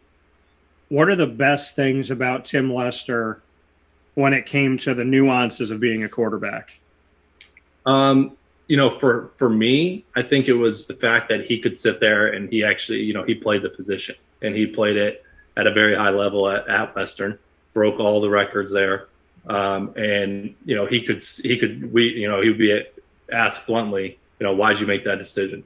You explain it. And since he's been in that position, he could actually, put himself in that, mindset to say, okay, I see what you're saying, but let's take a step back. Let's look at it on the video. And this is what you really should be doing. Just as an example, I think that's the biggest thing for me, is I was able to kind of talk quarterback to quarterback with somebody who was in that situation before. And also, just in terms of understanding defenses and reading coverage, he was really good at, kind of making it easier for, a younger or a more less experienced player to understand. So he'd get you up on the board, get you involved, like I said. And, I think that those types of things are great when it comes to developing a younger quarterback. And I want to remind people, when we go back and we look at your time at Syracuse, this is very unique to say. Every single quarterback that I'm about to mention, including yourself, started at least a game at Syracuse. So we look at, a team, going back to the 2015 roster, for example, Dungy's rookie year, freshman year. When we look at that, there were 5 quarterbacks on the team. All 5 of you at some point in your time at Syracuse started a game.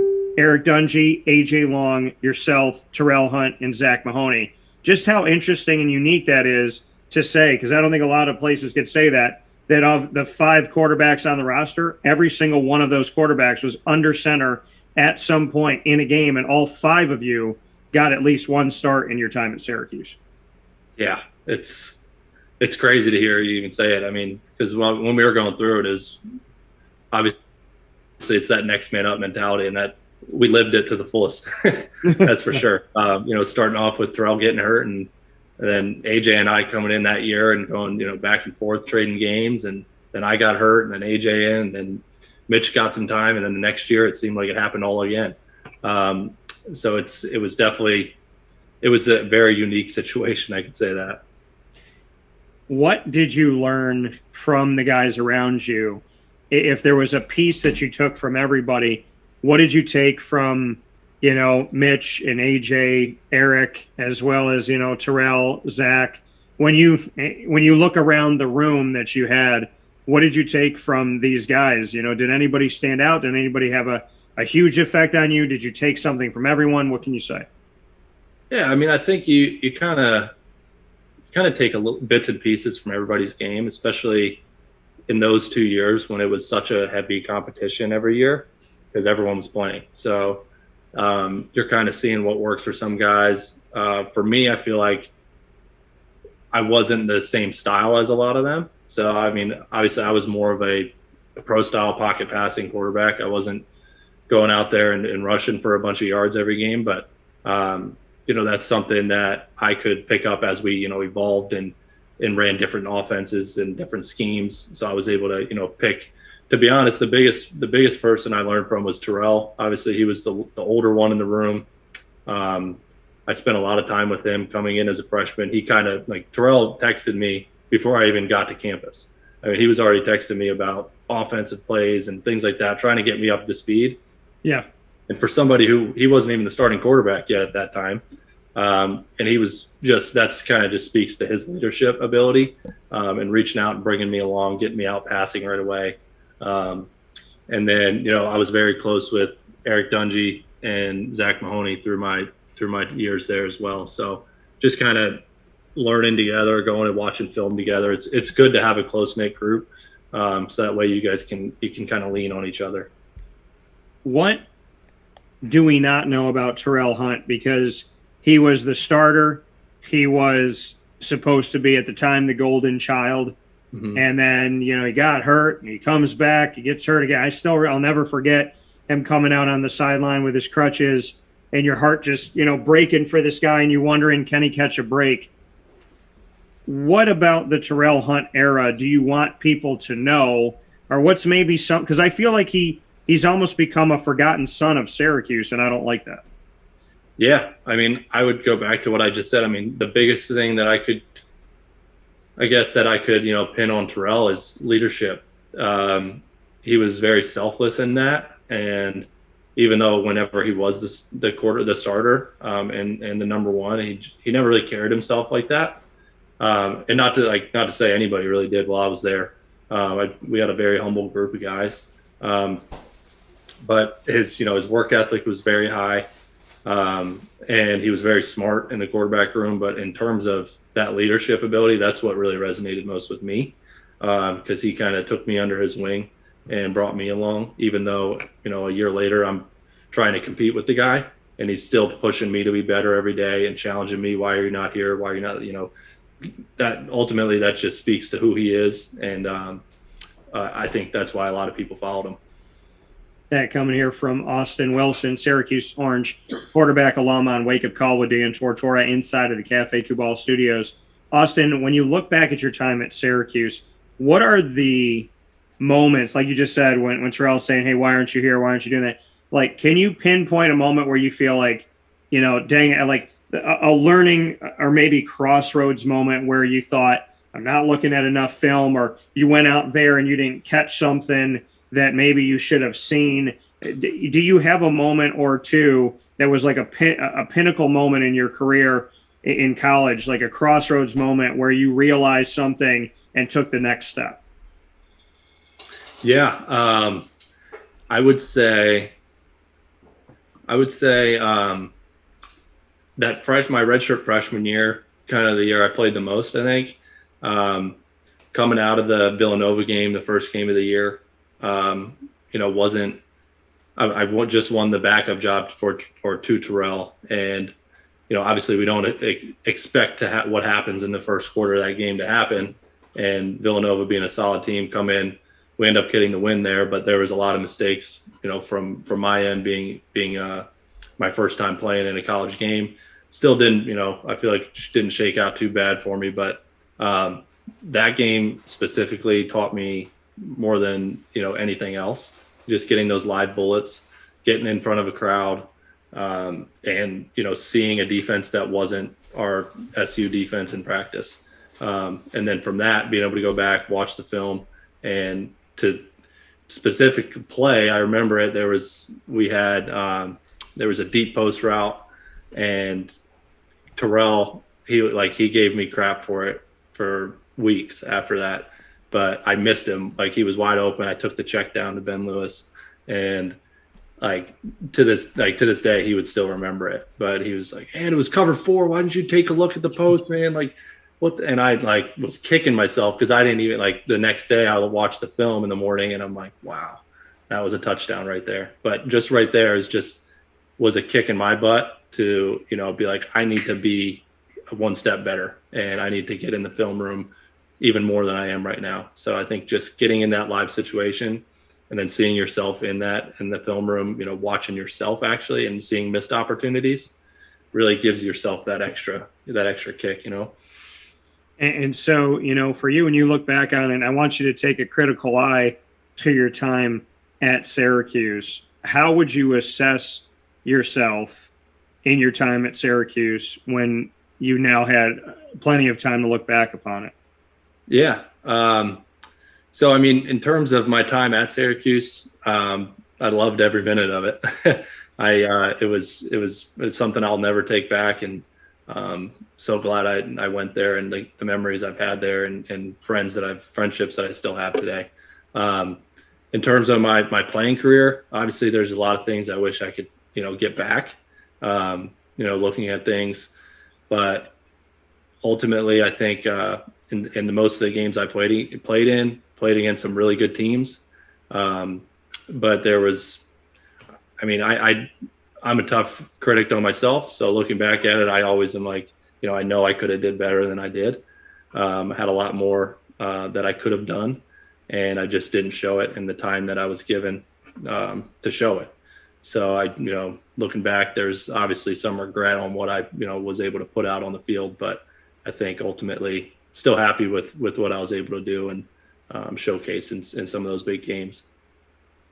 Your career at Syracuse truly embodies what college football has become. You're going through your recruitment process. You're promised by a staff that they're not going to leave. You shut down your recruiting. You stop going out, like you said, and showcasing yourself, stop going out to camps. Mm-hmm. Then their word doesn't stand. Then a new staff comes in. Then they recruit you. Then you go through different coordinators and different experiences. Then that staff gets fired. Then you have a new staff come in. In your time at Syracuse alone, there were 3 staffs. Yeah. That to me is like the sad definition of today's college football. What do you think about the fact, you lived in such a uniquely unfortunate circumstance, all of the players did at Syracuse, and it's kind of in a sad way the telltale sign of what is today's college football. Yeah, you're not lying. It was definitely a crazy time to be at Syracuse with the amount of change we went through.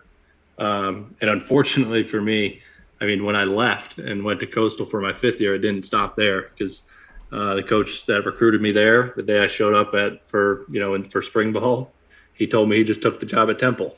So the day I got there, they had brought in a new guy who's now the head coach, Jamie Chadwell, and wanting to run the triple option. So it's just something that I learned obviously pretty quickly that I needed to kind of look out for myself and then just kind of have to adjust. And unfortunately I had to adjust my playing style. And I think ultimately, now in today's college football, I think the players have obviously a lot more say and a lot more control in their careers now, obviously, with being able to get in the portal and leave. But yeah, it was definitely a crazy time to be there and go through all that. So your final chapter at Syracuse, the Dino Babers era, Sean Lewis comes in as co-offensive coordinator with Mike Lynch, who's still there, one of the very, very few that are still on Dino's staff today, 7 years in. What did you take away from your final time? Because the thing that I get concerned about with anybody when there's a staff change is they didn't recruit you. You're not their guy. And unfortunately, I've dealt with this with a bunch of players at Syracuse where the coach is a nice guy, the player is a nice guy, but the coach is like, hey, that's not my guy.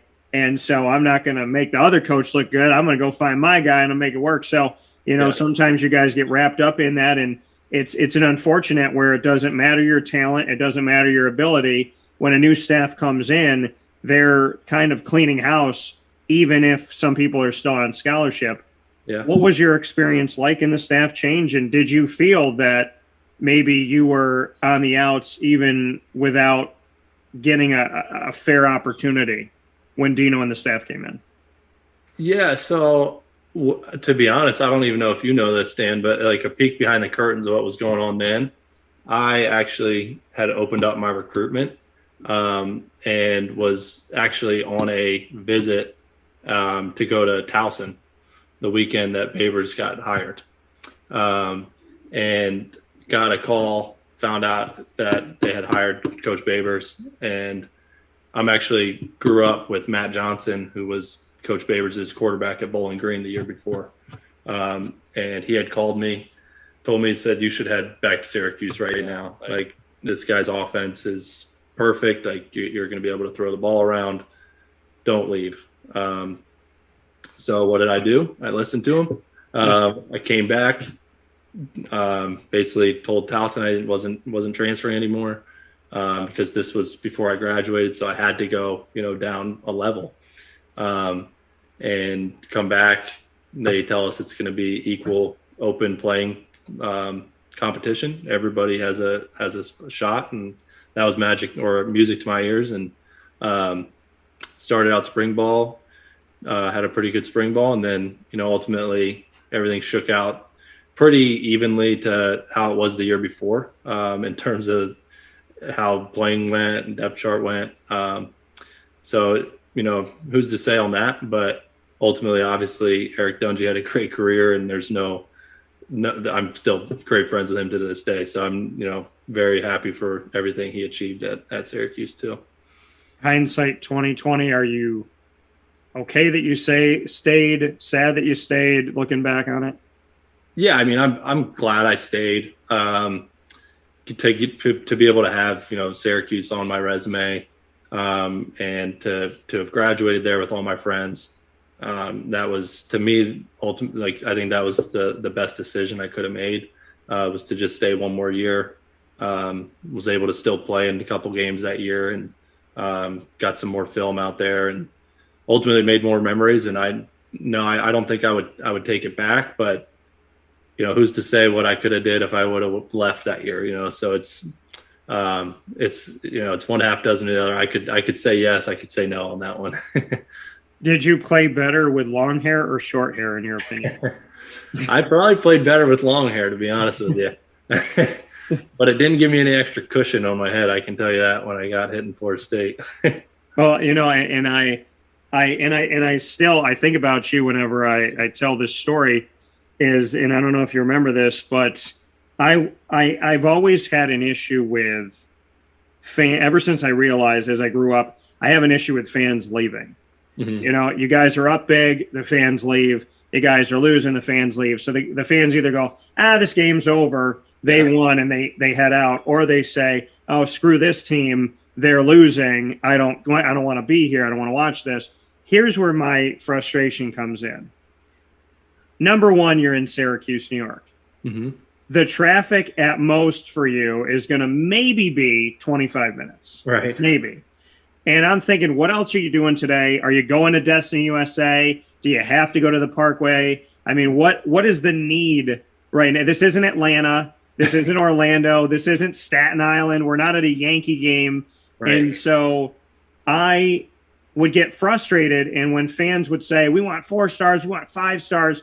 And I said, okay, well, you understand that when they come to visit and they go to Notre Dame, win, lose, or draw, 100,000 fans in the seats. Florida State, 90,000 fans in the seats. Penn State, 110,000 fans in the seats. And these fans don't leave, and they hang out, and they're there. I mean, you always hear positive things. I went down to Florida State and saw the atmosphere there. Syracuse losing by 53, and the only fans that left were the Syracuse fans. All the Florida State fans, for the most part, stayed. So I caught you in the parking lot after the game, and it was one of your long hair days. Uh-huh. And I drove up and I said, hey, and you're like, hey, what's going on, man? And I said, did you see the fans today? And it was a Clemson game, and you guys lost. And I said, I'm in the press box, and the woman over to my right by one of the goalposts, she got up and started clapping. And I said, after she did it, a bunch of the people that stayed clapped and cheered for you guys despite the loss. And you looked at me and you said, it's about damn time. Yeah. And I don't know if you remembered that, but I asked you, I said, do you see the fans when they leave, when they walk out in the third quarter? And you said, of course yeah. So you said, yeah, we look up, we know they're not there. And I've asked players since then, and they've said that. And I actually asked one player, and he said, and this was last season, he said, we kind of know that the fans are against us. We know that they're not with us. And so that pain of thinking that you guys saw it and then knowing recruits see it because they're in the stands and then talking to you were the first time that somebody literally told me, like, hey, we know when they're not there. What did that mean to you? I mean, you get recruited, it's called the Loud House. You're expecting it to be loud and jammed up and everything. When fans walked out on you guys, what did that feel like to you? Yeah, I mean, it's definitely it just kind of takes the air out of you a little bit more, because whether players will admit it or not, I mean, the fans play a huge factor in the game, right? So I mean, that especially in the dome. I mean, even if there's 30,000 people in there, it sounds like there's 80. Yeah. Everything's echoing in there, so it's a huge advantage for Syracuse to have the dome. And whenever we look up and it's third, fourth quarter, and we're down 2 scores, and half the place is filled now at this point. You can almost count the people. I mean, that's disheartening. I mean, it's as a player, it just kind of stinks. And I mean, even as an opposing team, it's just kind of taking the morale out of the game when you don't have a lively crowd there or a crowd that wants to be there. So to answer your question, I mean, it's the fans have a huge impact on the game, and I think Syracuse has some room to grow there. And if they use that to their advantage, I think that definitely could correlate to higher recruits and even, more games that we might lose close at the end. That's where the fans come into effect. And I think the fact that pretty much all the other Northeast schools play outside. Mm-hmm. My selling point when people are like, why would you go to Syracuse? It's cold. You're in a controlled environment for half the year. Yeah. You're a quarterback, there's no wind. You're a kicker, there's no wind. You're a punter, there's no wind. There's no elements. There's no nothing. Right. So, it's a good problem to have. What was Coastal Carolina like? Was it similar to Syracuse? Did people walk out in the middle of a game? Did they stay till the end? What was that like? Yeah, so Coastal was, I'd say it's definitely different now, just looking at them on TV. But while I was there, it was our first year in the Sun Belt, and there wasn't the fans. It wasn't a huge football school at the time. They didn't draw a lot of fans, and especially, I mean, Myrtle Beach being kind of a a destination for people's vacations and a lot of retirement, there wasn't a huge draw, from a fan standpoint to come to games. And it was more of a baseball heavy school at the time. But I mean, ultimately it was similar. I mean, you'd fill up half the place. And then depending on the game, it would be almost empty by the end of the game. So you've experienced that and you know what that feels like. Speaking here with Austin Wilson, in this world that we live in now, to go back to something you said before I let you go on Wake Up Call inside of the Cafe Kubal studios, you mentioned the fact of you potentially were going to, when you had committed to Syracuse, maybe go somewhere else. When Doug Marrone and the staff left, you were looking at transferring to Towson. Eventually, you would end up going to Coastal Carolina. You didn't have the transfer portal back then. You didn't have the easy access. You can go anywhere, be eligible immediately. You didn't have the rule that if you played 4 games or less, that could count. And so, I mean, the 4 games or less rule to still be a redshirt year, to the transfer portal immediately eligible, to a coach can't give you a list of schools you can't go to you don't have to sit out if you go in conference. You had none of those things.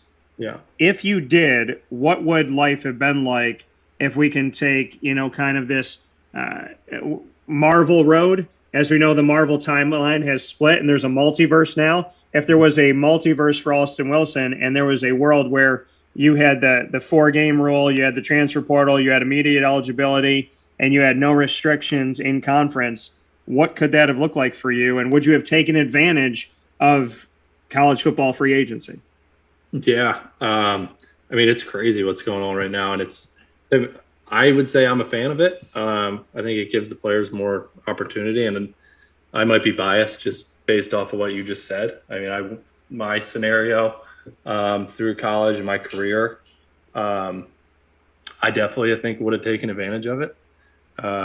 Just seeing, at some points you're just seeing the writing on the wall, like, all right, I'm not going to be the starter here. So it's something I definitely would have jumped at the opportunity. But I think early on in my case, I wasn't able to do that, or I was going to have to take a step down. And at the time, I didn't want to do that. And I still was, pushing. I was getting some time, and then boom, another coaching change, another offense change.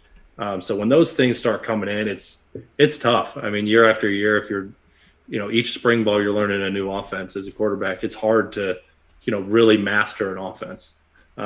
So for me, I think I would have jumped at the opportunity, and would have put my name out there, see what I could have gotten. Is that because there were so many offensive changes and coaching changes, and you were there with Eric Dungy, because he could rely on his feet, like you said, your traditional pocket passer, because he could do that, he kind of essentially created his own offense.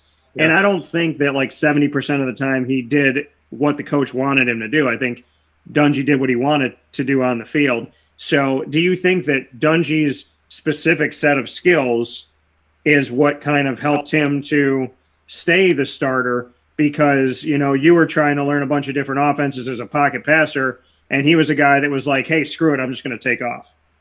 Yeah, honestly, he from his freshman year, coming in, he would tell you, it's hard to pick up stuff as a freshman. So his athletic ability and playmaker ability really obviously catapulted him to being able to say, all right, whether I'm a master of this system or not, I can go out here and make plays. And he proved to do that in a couple different offenses. So I think that, I'd be lying if I said that didn't play, a factor into that. And I think that's a big part of the college game now. And I would say, most college teams have, a quarterback that's, more athletic.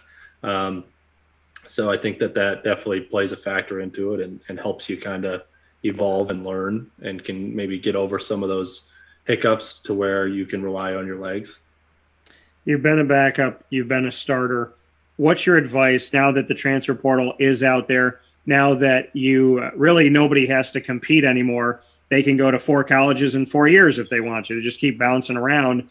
So what would be your advice to a guy holding a clipboard right now? I know everybody's situation's different, but if you could impart some knowledge and wisdom of your experience, because the transfer portal makes things so easy that if somebody doesn't want to push themselves, they can just keep leaving and going all over the country. You navigated different coaching staffs, different offenses, different nuances, different, even just a similar piece of an offense, but maybe a different way to call it. You've seen a million different things when you were at college, 3 different staffs. You've been the starter, you've been the backup. What do you say to a quarterback room that's got 4 or 5 quarterbacks and the 3 backups are like, screw it, I'm going to leave?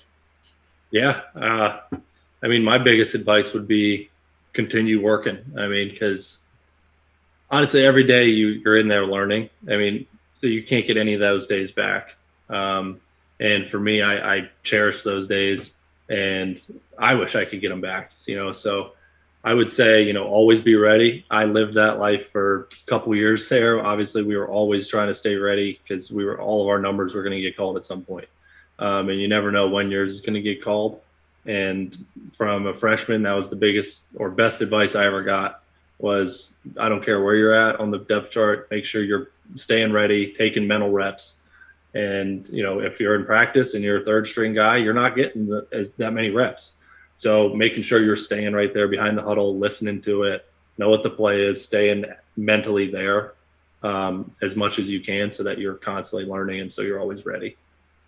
Final piece here with Austin Wilson, Syracuse quarterback, alum, and here with us talking about a lot of different things from your personal experience to imparting some knowledge and wisdom to college football today inside a wake-up call with Dan Tortora in the Cafe Kubal studios. Easiest part of college football for you and hardest part? Easiest part. Easiest part, I would say, I would say that's a tough question. Easiest part, I would say, is just kind of, or I would start hardest part. It's going to be kind of like stepping out of your comfort zone because you're coming into college and you just left high school as a Division I athlete or a Division I recruit and you're the guy.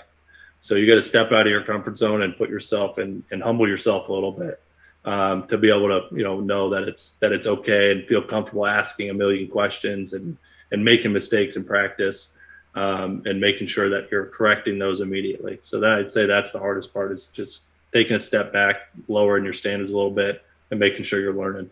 The easiest part, I would say, is honestly joining the team and joining the guys. That's the biggest part of college football that I think if you ask anybody what they miss the most is just the camaraderie and the locker room environment. So I'd say the easiest part was just getting in there with the guys, developing friendships, developing those relationships. Because outside of that, I mean, once you're learning the X's and O's of the game and seeing live bullets in practice and in games, I mean, that stuff's it's all learning. So I mean, I couldn't say any of that is any of it was easy for anybody. But I'd say in terms of building those relationships that we all have still today, that was the easiest. You wore number 5 at Syracuse. Marvin Graves, Donovan McNabb, some prominent people wore that. What will it always mean to you that you got to wear that number? Because everybody thinks about 44, but growing up as a kid, I knew that, in my opinion at least, if 44 was the number 1 number at Syracuse, to me, the second highest number was number 5. Yeah, to me too. So that's growing up. I was, I'm from Pennsylvania. I grew up a big Eagles fan, still am today. Go Birds.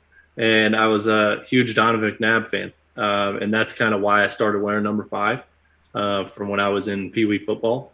And then never wore a different number ever again in any of my sports. So playing football, basketball, baseball through high school, I wore number 5. Came to college, that was part of my recruitment. Coach Hackett told me I could have number 5. So to me, it was a huge honor, and especially once I got to meet McNabb, it was just, to me, it was very important, and I hopefully I was able to wear it well, but it was definitely a huge honor to wear it there. When you got to meet Donovan, when was that, and what did you guys talk about? Yeah, so he came in, it was probably, I think it was 2015, or no, it was 2014. He came in before the Louisville game and talked to our team in the team room, and just kind of talked through, his past and, overcoming obstacles and things like that, keeping your nose clean.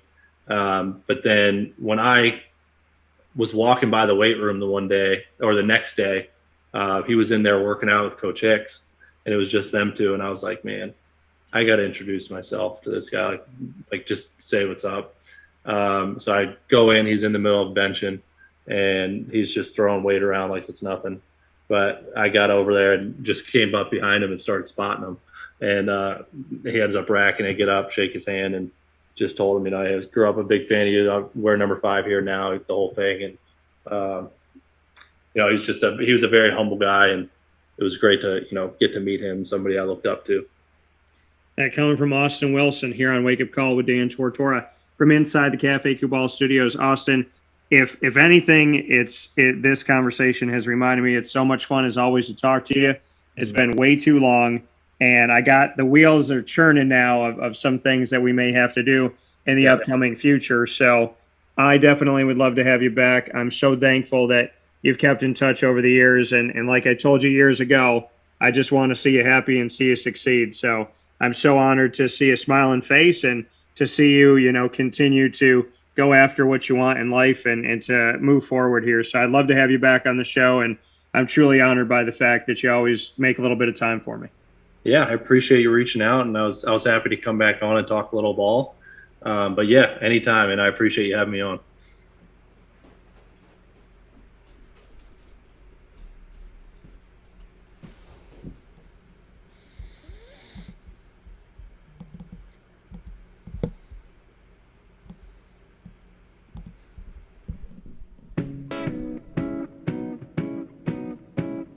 In these unique times, there are those in our community that give us a sense of normalcy and positivity. Pizza Man on 50 Oswego Street in Baldwinsville has been here for you for over 35 years and is here now. Call 315-638 1234 or order online at pizzamanbeville.com to bring those familiar tastes into your home. And remember to come see our monthly on-site broadcasts centered around the community and our Baldwinsville beats. Pizza Man in Baldwinsville. Any way you slice it, they are always here for you.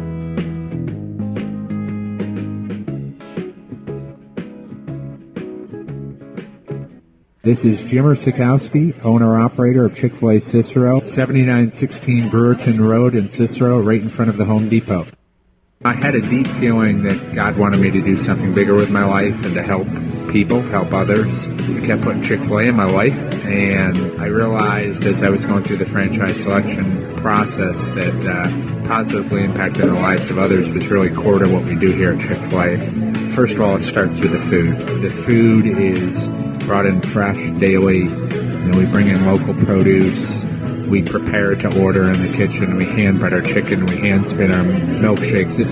It's great food. It doesn't taste like fast food. I think the second thing is the way people feel when they come in a Chick-fil-A restaurant. It's different.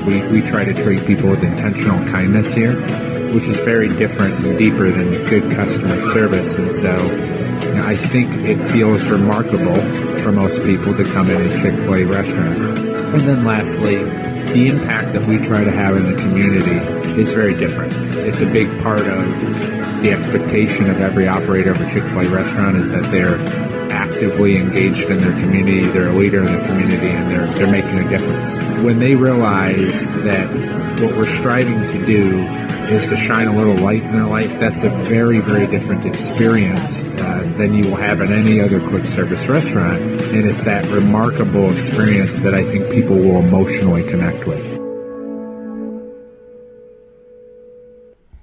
I'm George Townsend of Honda City with some good advice when buying a new car. The true cost of owning a new car is determined by the appraised value when you trade it. No vehicle appraises higher than a Honda. Next, look for low APRs and deep discounts. You also want low maintenance costs and great fuel economy. That's why my advice to you is to buy a new Honda. Looking pre-owned, visit our Honda Certified Used Car Center. Honda City, 7140 Henry Clay Boulevard, Liverpool, or HondaCity-CNY.com. It would be a pity if you don't shop at Honda City. Our corporate purpose at Chick-fil-A is to glorify God by being faithful stewards of all that's entrusted to us and to positively influence all those who come in contact with Chick-fil-A. And what became increasingly clear from our success in Cicero is that people love Chick-fil-A. And also I think we recognized that, we had a great opportunity to grow the brand and grow our platform. I felt incredibly grateful when I was selected to be a Chick-fil-A operator. I think what it's meant for me, what I've come to realize on a very deep level is that this is a calling for me. It's not a career. It's not a job. The Lord called me to be a Chick-fil-A operator and to use these restaurants to glorify Him and to positively influence other people. I'm blessed. I'm very blessed. Head to Chick-fil-A Clay on 3974 State Route 31 in Liverpool, New York.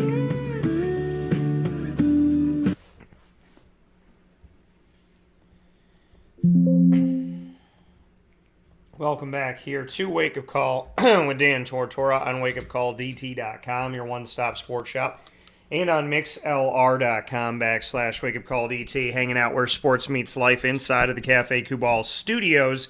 Cafe Kubal there for you in many locations. You can check out Cafe Kubal by going to 3501 James Street in Syracuse, 401 South Salina Street in Syracuse, as well as inside of Golisano's Children's Hospital in downtown Syracuse. And, of course, you could find them on the corner of Route 11 and Taft Road at Sweetheart Corners in North Syracuse for their drive-through location. And you can also find them at 343 Fayette Street in Manlius at their giant behemoth of a brown-striped building. And they're inside of 663 Old Liverpool Road in Liverpool, New York at PB&J's Lunchbox, proudly serving my DT's CNY nachos, which are fantastic, by the way. And you can get a cup of coffee from Cafe Kubal while you're at PB&J's. So make sure you go off there to 663 Old Liverpool Road in Liverpool, New York. With that being said, I want to thank my tremendous guests today, Papa Joe and Austin Wilson, inside of Mon Pa's Kettle Corn and Popcorn Factories. What's poppin'?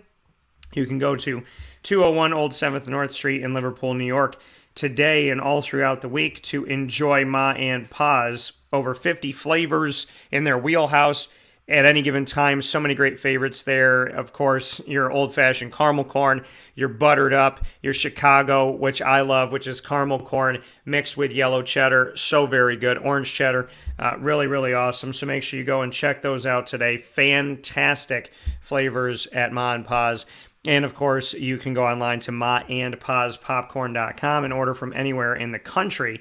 Make sure you do that today. So a big thanks to Papa Joe and a big thanks to Austin Wilson for giving us a curtain behind college football. What a great story and really a great experience. This conversation with Austin Wilson, one of my favorites that I've had. So thank you so much for tuning in. We wrap up the week tomorrow. Can't wait for this. Jacob Adler, who was just hired as Director of Esports at Marywood University, and we're going to take a look at the world of esports for the first time ever on Wake Up Call tomorrow with Jacob Adler in our newest edition of Pacer Pride, exclusive content of the Marywood Pacers provided here in our multimedia marketing partnership. Of course, we will do the Annoying Moment of the Week, proudly presented by Carvel DeWitt. Lead, Learn, Evolve, Ad-Lib, and Deliver with myself and Juanita Ward with a topic for you, proudly presented by Chick-fil-A Cicero and Chick-fil-A Clay.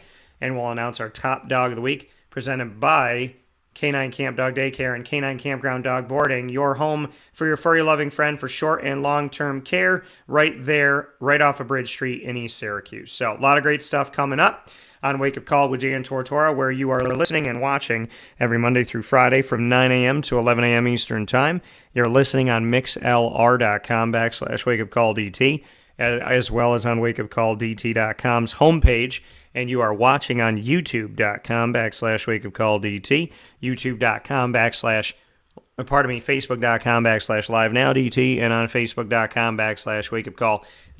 Once the shows go live, they start rocking in the archives, over 1,500 episodes on Podbean alone. You can search Wake Up Call with Dan Tortora and find our episode archive on Stitcher, TuneIn, Spotify, as well as Podbean, iHeartRadio, YouTube, iTunes, and Apple Podcasts, and MixLR.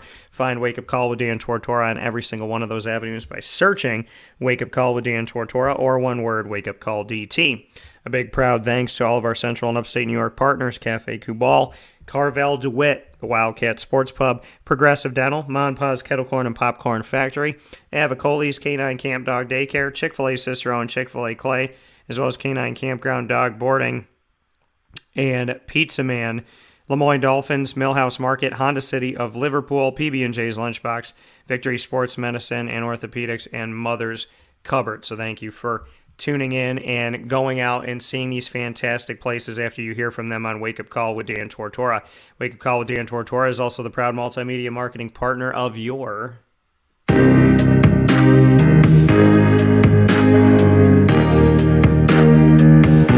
Lemoyne College Dolphins. It's Fins Up every single month on Wake Up Call with Dan Tortora. The Lemoyne Dolphins with Dolphin Time every Wednesday at 9 a.m. Eastern Time every single month. First and third Wednesday at 9 a.m. Eastern Time. New episodes air of Lemoyne content entitled AD and DT, featuring Athletics Director Bob Beretta and myself, Dan Tortora, with a specific topic for each episode.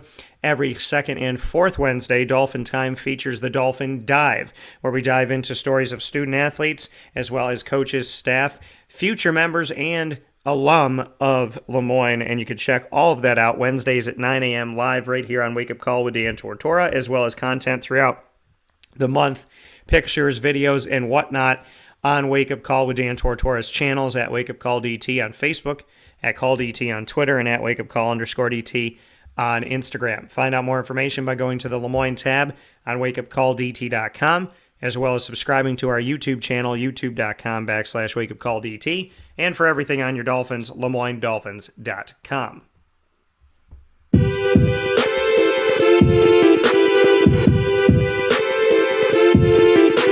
Wake Up Call with Dan Tortora is the proud multimedia marketing partner of your Marywood Pacers. That's right, baby. It's Pacer Pride every single month on Wake Up Call with Dan Tortora. Marywood Pacers here with exclusive content entitled Pacer Pride, and you never want to miss an episode of the Pacers here. Those episodes airing every single Friday between 10 a.m. and 11 a.m. Eastern Time. New episodes of Pacer Pride here, where sports meets that thing called life. You could check those all out by going to our YouTube channel and subscribing on Wake Up Call DT. That's youtube.com/Wake Up Call DT. And of course, you go to the Marywood tab on wakeupcalldt.com. For more information on your Pacers, go to marywoodpacers.com. And for the first time ever, with the graphic, I get to say this on Wake Up Call with Dan Tortora. We are also the proud multimedia marketing partner of your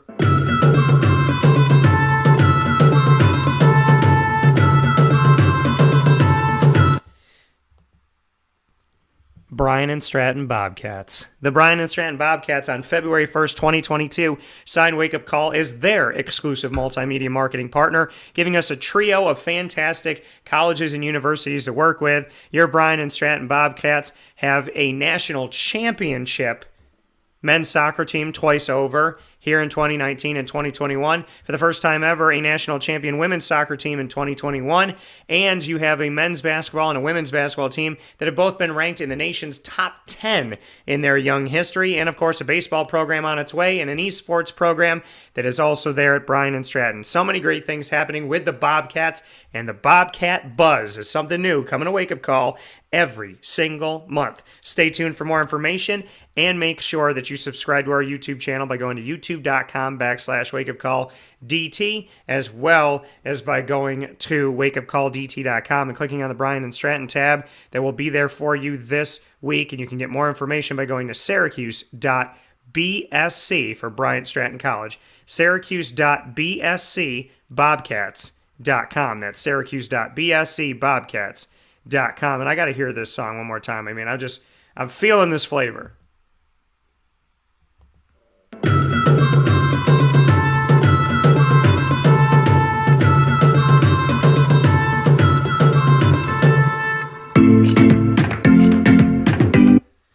The Hispanic in me loving that vibe. So the Bobcats, now officially a multimedia marketing partner of Wake Up Call with Dan Tortora. We have the exclusive multimedia marketing partnership rights to Lemoyne College and the Dolphins, Marywood University and the Pacers, and Bryan and Stratton College Bobcats. Thank you to all of the wonderful people that have seen what I've been trying to do, the message, the mission, the faith, the positivity, the community, the humility, and the morality of Wake Up Call with Dan Tortora. So, thank you to all of you for being incredible. God bless each and every single one of you for giving me an opportunity, and thank you. Wake Up Call on Facebook at Wake Up Call DT, Twitter at Call DT, Instagram at Wake Up Call _DT. Count your blessings, appreciate them. God, thank you for everything, and I'll see you on Friday. God bless, no stress, do your best. And make sure you go to the homepage of wakeupcalldt.com and see the video announcement of our multimedia marketing partnership with Bryan and Stratton, as well as read the article written on Bryan and Stratton's website with quotes from